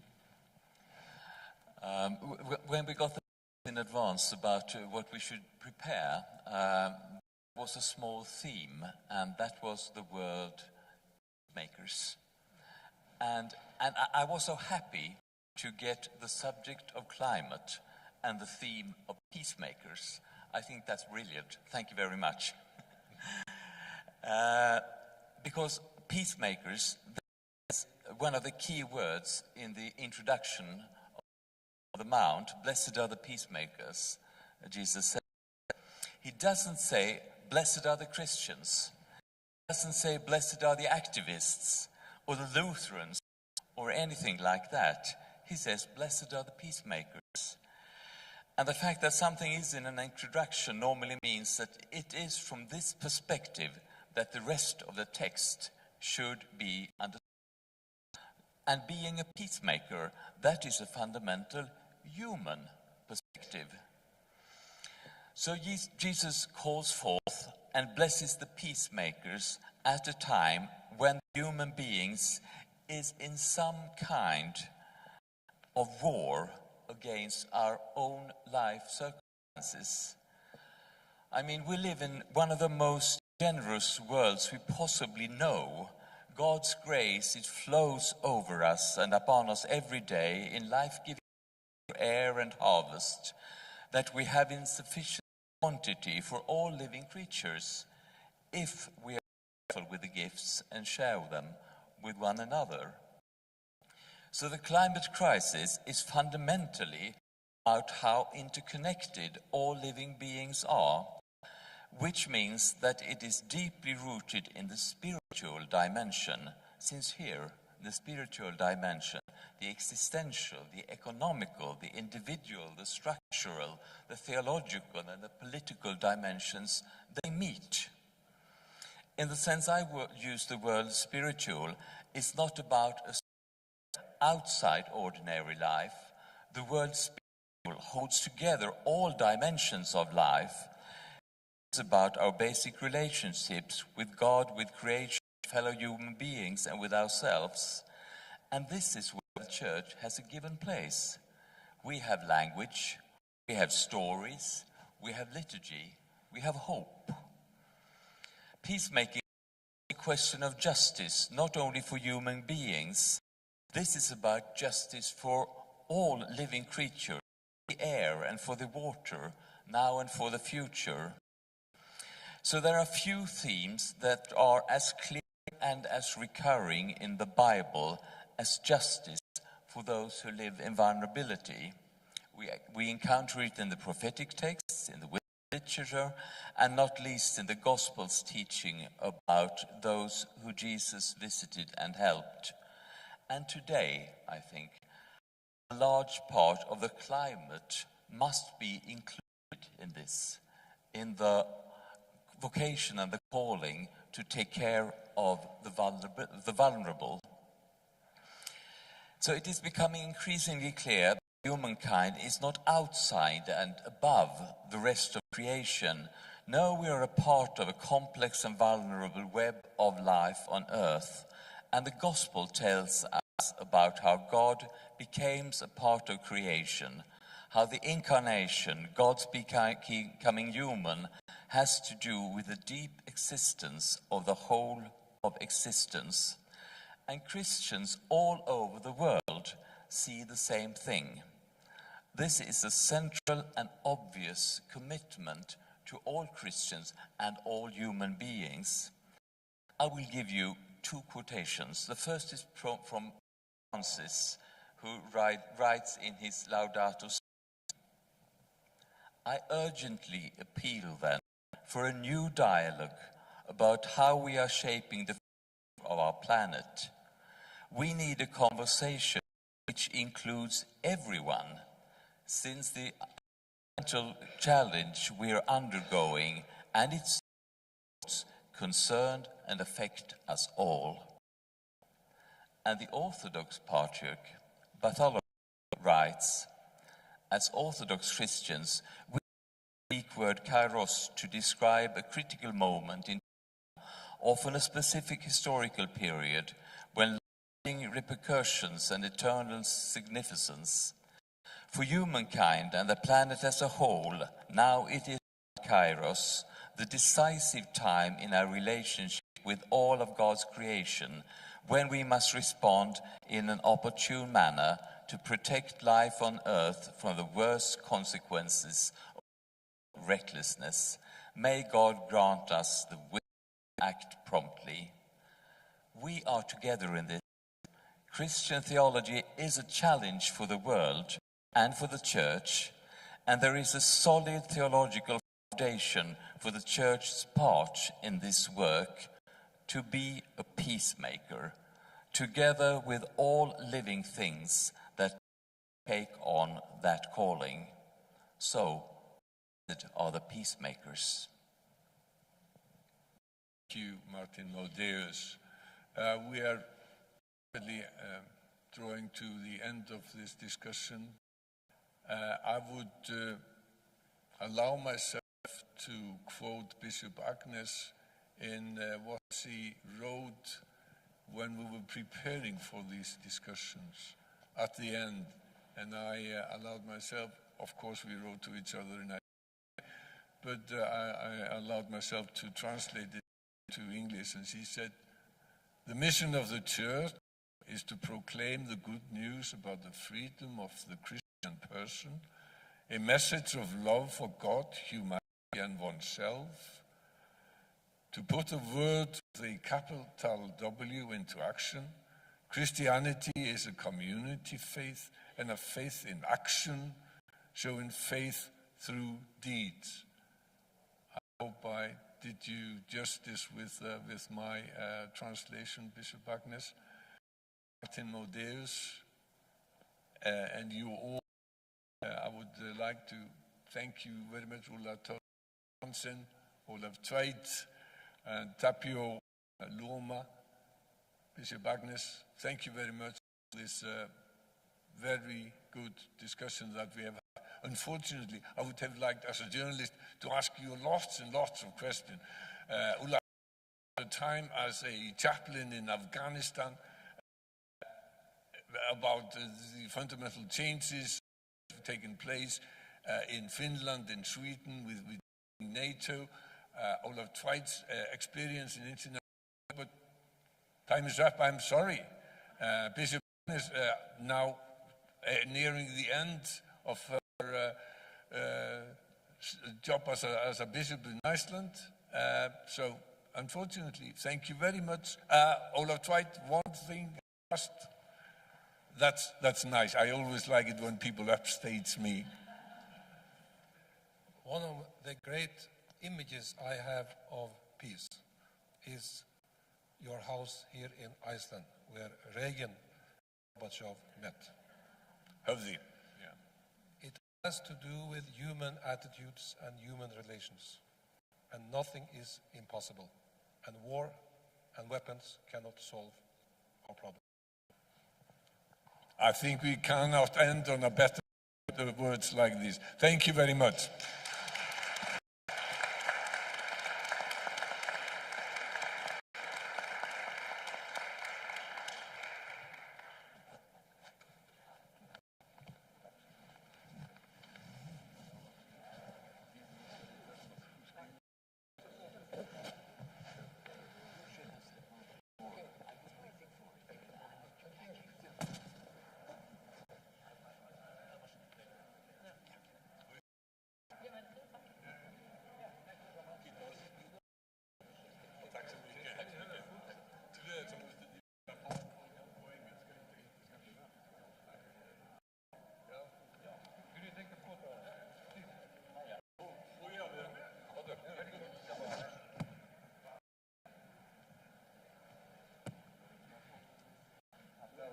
Kæru vinir,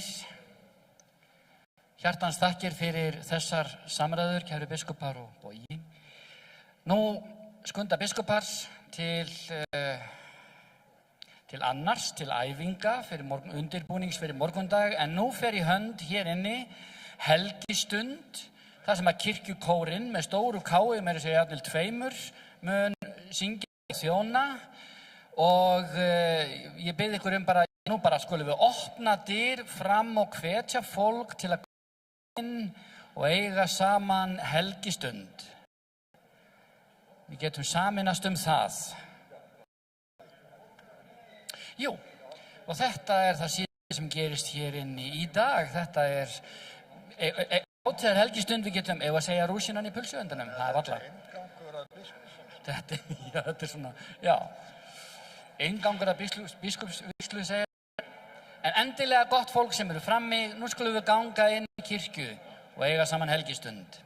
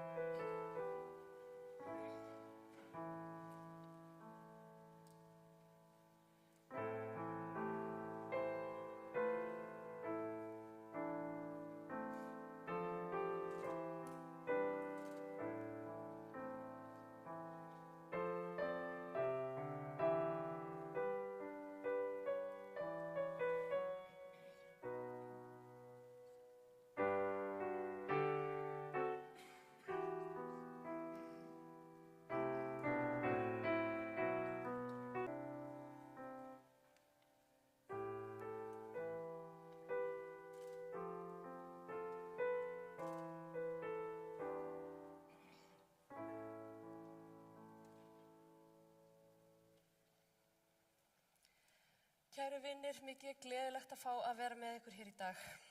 Hvar sem við erum stödd á vegferð lífs og trúar, trúum við því að Guð sé hér og vilji mæta okkur. Við helgum okkur kærleikanum og segjum í nafni Guðs föður, sonar og heilags anda. Amen. Og við byggjum saman, vertu Guð faðir, faðir minn, í frelsarans Jesú nafni, hönd þín leiði mig út og inn, svo allri synd ég hafni. Amen.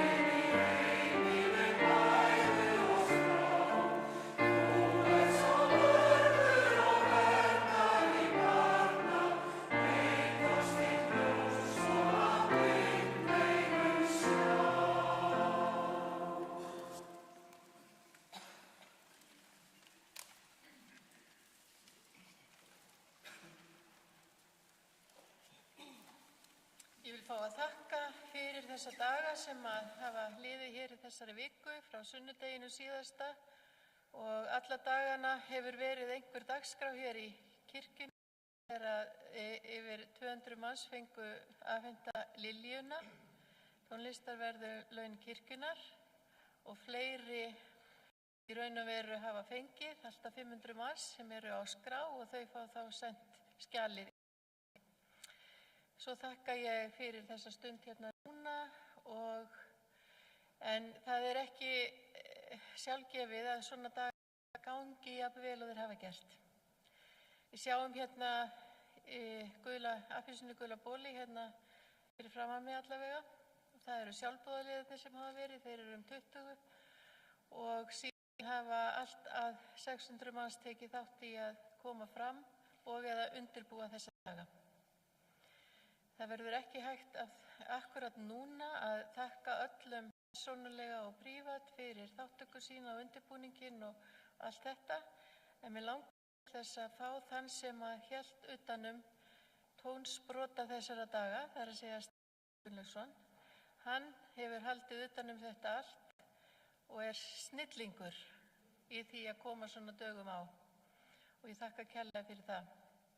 Ég vil líka lýsa ánægju minni með það að enda þjónustun mína í þjóðkirkjunni til 43 ára á svona fallega máta. En gjör svo vel að koma hingað, Stefán Már.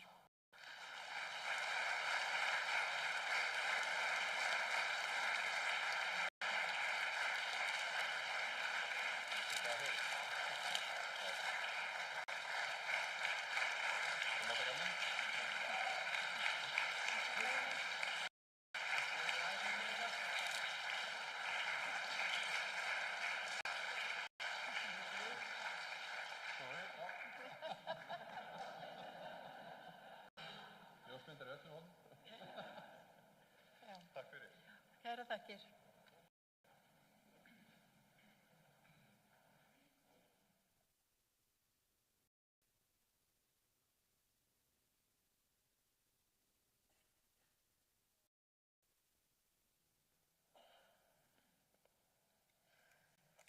Það hefur fólk á öllum aldri tekið dagskránni hér á kirkjudögum og nú ætla 2 ungar konur úr leiðtogaskólanum, Þóra Hafdís, að lesa fyrir okkur ritningatexta dagsins. Gjörið svo vel.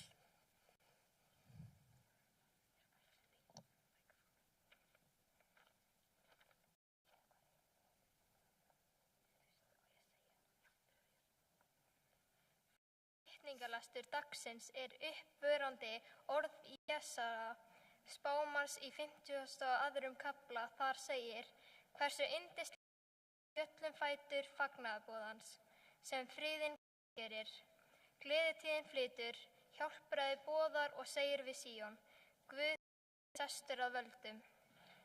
Heyr í varðmenn þínir hefja upp raustina, hrópa fagnaðarhóp, allir í einu, því að með eigin augum drottin hverfa aftur til Síónar. Hefja upp fagnaðarsöng allar í einu, rústir Jerúsalem, því að drottin hefur huggað endurreist Jerúsalem. Drottin hefur afhjúpað heilagan armleik sinn í augsýn allra þjóða, og allt endimarka jarðar munu menn hjá hjálpræði Guðs vors. Þannig hljóðar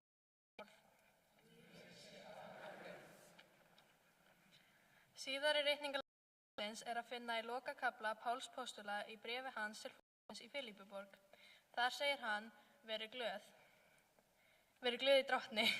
Ég segi aftur, verið glöð. Ljúflendi ykkar verði kunnugt öllum mönnum, drottin í nánd, verið ekki hugsjúk neitt, heldur gerið í öllum hlutum óskir ykkar kunnar með Guði, bæn og beiðni og þakkargjörð.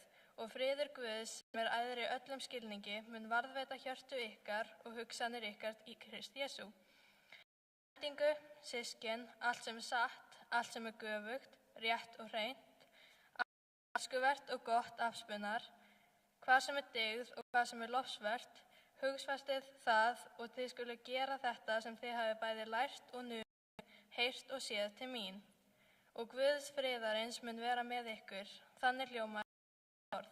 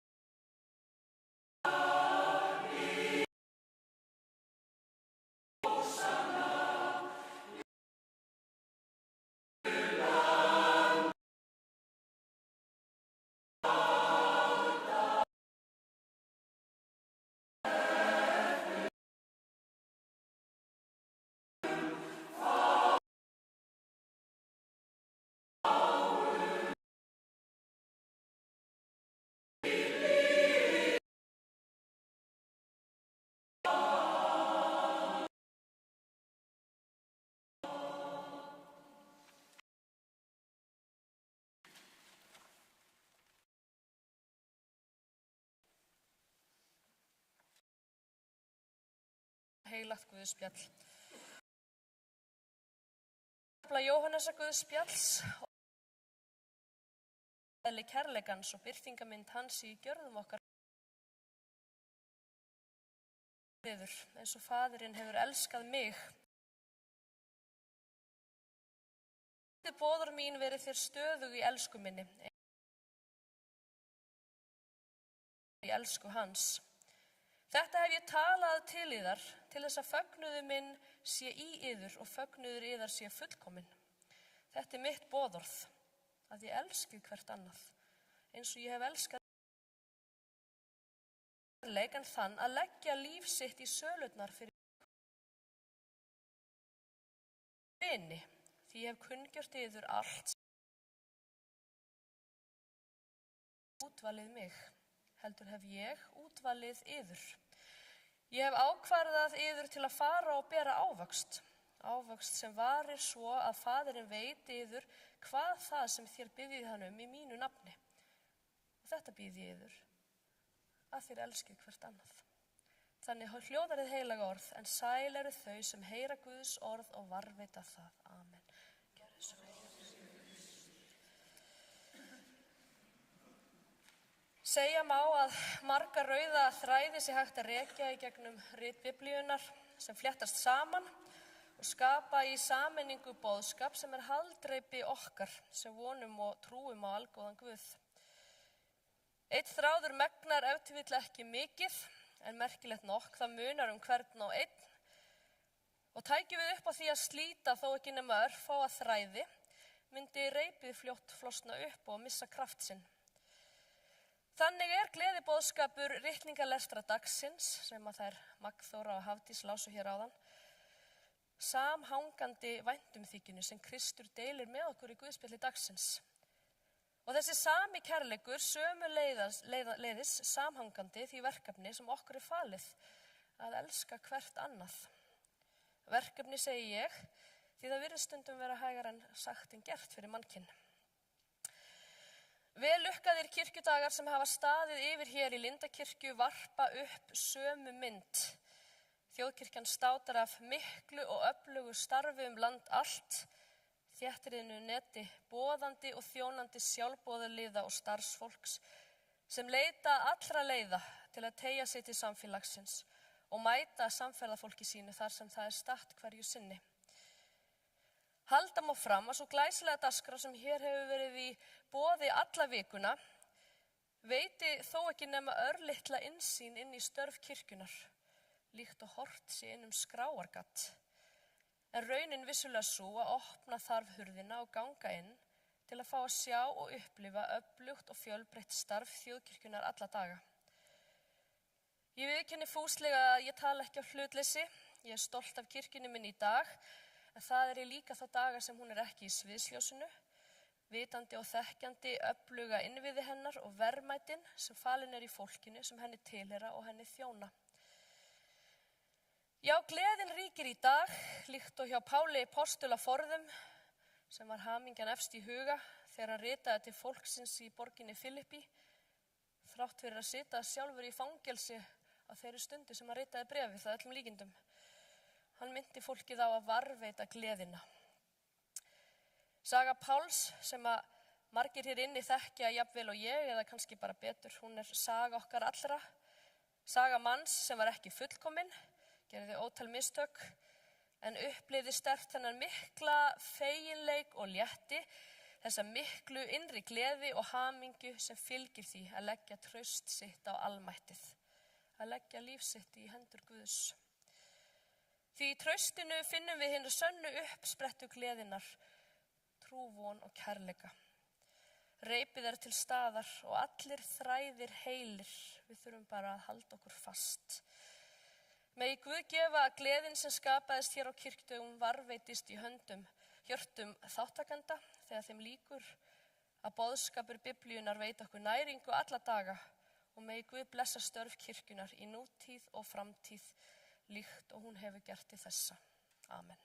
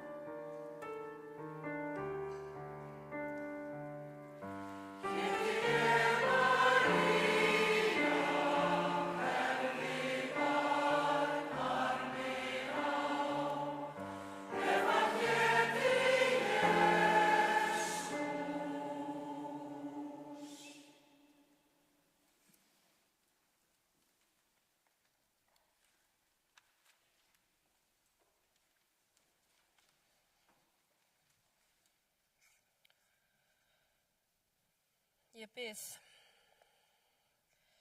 Guð gleðinar. Við þökkum allt það sem veitir okkur hamingju dagsdaglega, færir sálu okkar næringu og hug okkar nær þér. Við þökkum hvert nýjan dag sem við fáum lifað til að upplifa eitthvað nýtt, hvert tækifæri til að gera betur, hverja stund sem við tökum framförum á einhverju sviði lífs okkar. Hjálp okkur að finna fyrir nærveru þinni þegar við leitum þín, taki í hönd okkar þegar við þreytumst og veit okkur skýra sýn á þessu breytingaskeiði í kirkjunni þinni. Fyrir Jesú Krist, Drottinn vorn.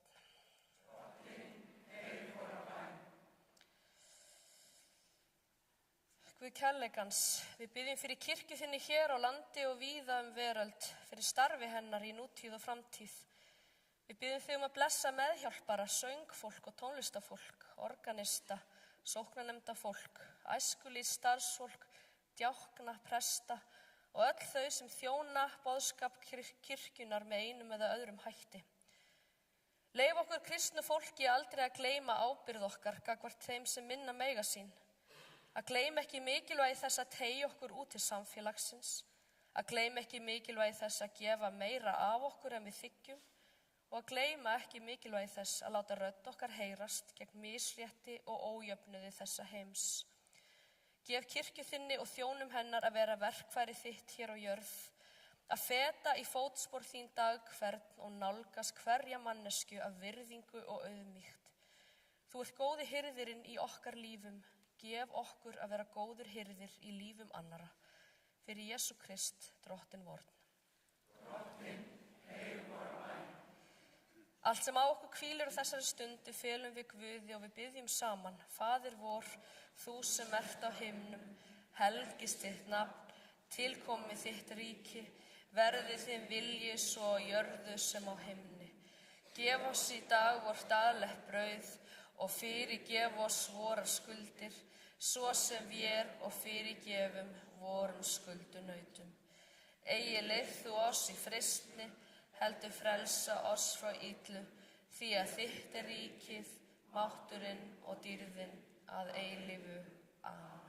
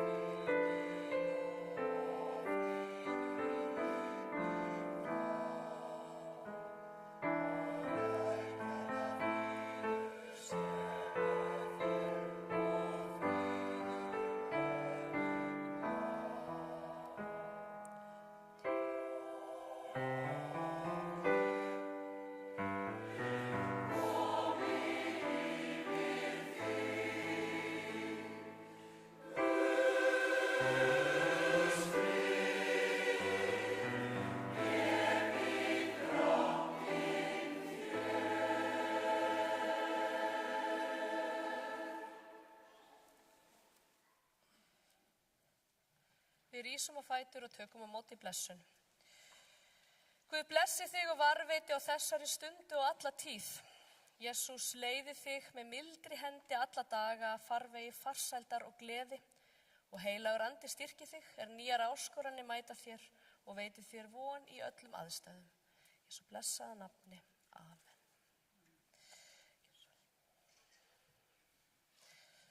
gjörið svo vel þið með til ykkur.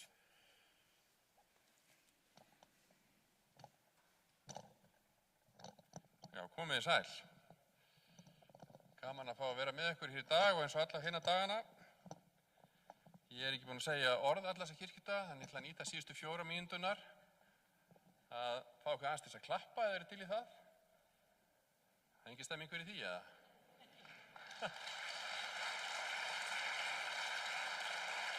Já, takk fyrir.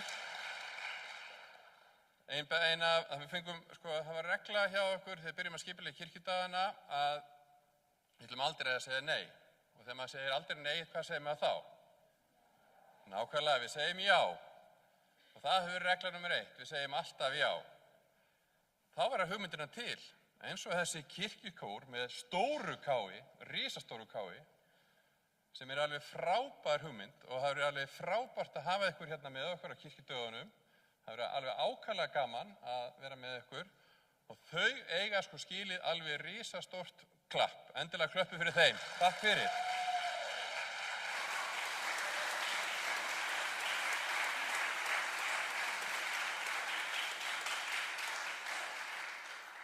Síðan höfum við, þetta gerist ekki alltaf sjálfum sér. Mér finnst það vola vandræðalegt að vera hérna áðan og fá blóm. Það því að þetta alls ekki ég einn. Við erum í kirkju og það sem kirkjan grundast á hvað? Fólkinu sem í kirkjunni. Við þurfum að fá það til þáttöku þar sem við lagt áherslu á það að þetta ekki, kirkjan ekki bara kirkja mín eða þín, heldur hún kirkjan okkar allra. Þess vegna eru þessi kirkjudagarnir okkar allra. Og það hefur reyndar verið frábært, sérstaklega í dag, að fá alla þessa sjálfboðaliða sem hér í appelsínugulum bólum með okkur á staði sem frábærlega, gefið af dýrmætum tíma sínum, við munum vera áfram hérna eftir þess að þetta ganga frá og taka til. Kæra þakkir fyrir ykkar framlag, þetta hefði getað gerst á ykkur, ég bið ykkur að standa upp og við ætlum að klappa fyrir ykkur.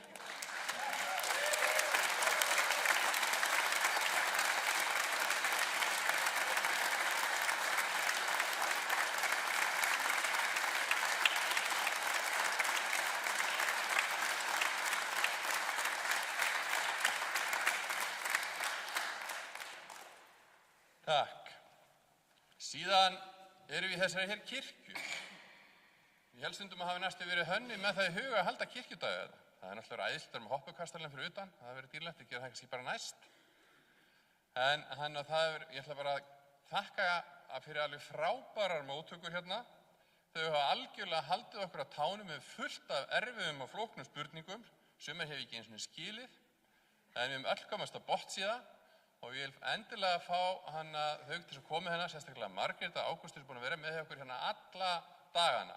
Komið hérna, þau stýta hérna aftast. Komið. Það algjört hróskilið. Takk kærlega fyrir okkur og fyrir frábæra móttökur.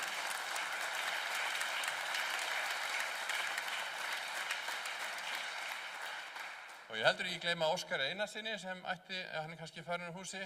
Og Hrannar tæknimanni. Hann hefur líka verið með okkur hér alla stundir nánast. Og síðan einn maður sem nú örugglega farinn, hann örugglega samt að horfa á. Nei, hann þarna upp á þaki, upp á lofti. Það hann Ragnar. Hann búinn að hlaupa hér fleiri kílómetrar. Maraþonhlaup hérna síðasta sundag fyrir viku síðan, laugardag. Hann búinn að hlaupa meira heldur en allir þeir maraþonhlaupara til samans. Hann yfirlátt á hlaupum og hann á líka alveg heilmikinn heiðurskilið, gert miklu meira en við báðum hann að gera. Gefum endilega gott klapp líka.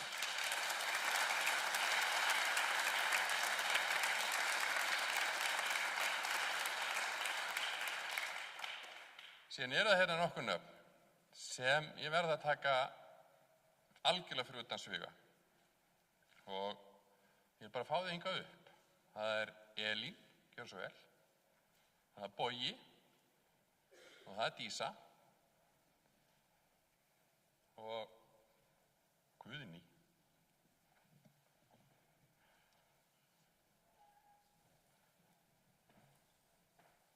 Þetta fólk eru kirkjudagarnir.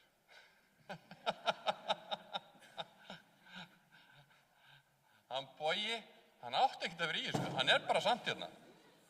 Hann alltaf bara, ég skal vera smá og síðan bara alltaf verið lengur og sem allt í nú var bara alla dagana. Og Bogi var bara, hvar er Bogi? Og hann var bara alltaf hérna. Og hann er búinn að vera svo áhugasamur og svo duglegur að hann skráði sig í nám í viðburðarstjórnun. Þannig ég er búinn að segja við hann að hann er framtíðarmaður fyrir næstu kirkjudag eftir 19 ár. Hann var alveg hróskilið. Sér hún Dísa. Hún kom nú eiginlega þetta svona aðeins á ská, en hún hefur svolítið séð þennan dag hér. Hún býr út í Danmörku, þetta verður aðeins fyrir flókið, en það er allt í lagi. Hún bætir upp með miklum samstarfsvilja og mjög vinnufús og mikill gleði. Það verður alveg mjög dýrmætt að fá hana þetta lið, að hún tekur eiginlega alla bolta og fleiri til, sem ég vissi ekki eins og bara klára þetta. Algjörlega frábær. Og síðan er það Elín. Við höfum talast oftar við, held ég, og mörg fleiri síntölu heldur en ég veit ekki hvað. Við erum eiginlega búin að stöðu sambandi síðustu vikunar. Elín tekur að sér öll smáatriðin. Mér leiða smáatriði. Ég bara segja það alveg sér, maður verður að hafa eitt svona með sér í liði sem hugsaður öll smáatriðin. Hún var í gær, held ég frá klukkan 9 til 7 kvöldið að breyta yfir í plan úr A í B og tala eiginlega við 100 manns, bókstaflega, í síma. Algjörlega dýrmætt að hafa henni í liðinu. Og Guðný, hún á algjörlega heiðurinn að dagskránni í gær. Sálmafossinum og heiðursviðurkenningunni. Algjörlega stórkostleg hugmynd sem gekk algjörlega 100% upp, fullt af fólki. Og Guðný hefur líka verið svo, þegar við erum komin hingað, þá sér hún, þau eru ekki aðeins skota betur.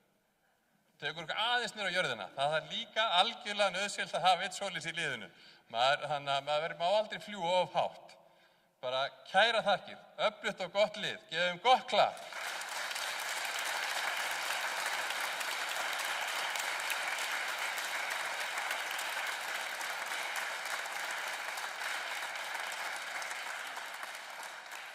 Síðan er alltaf fullt af öðru fólki sem hefur komið að þessu, maður hefur ekki tíma til að telja allt upp. Ég taldi upp í fljótheitum, þetta er cirka 100 mann sem hafa komið hér með einum öðrum hætti að undirbúa skipuleggja dagskrána. En við bara hugsaðum fallega til þeirra og nú ætlum ég bara að opinbera það að þetta er eini dagskrárliðurinn sem er farið yfir á kirkjudögunum. Ég er komið 3 mínútur yfir, þannig að kæra þakkir. Og við sjáum síðan á morgun, kirkjudögun lýkur á morgun við vígslu nýs biskups. Megið farið í friði. Takk fyrir.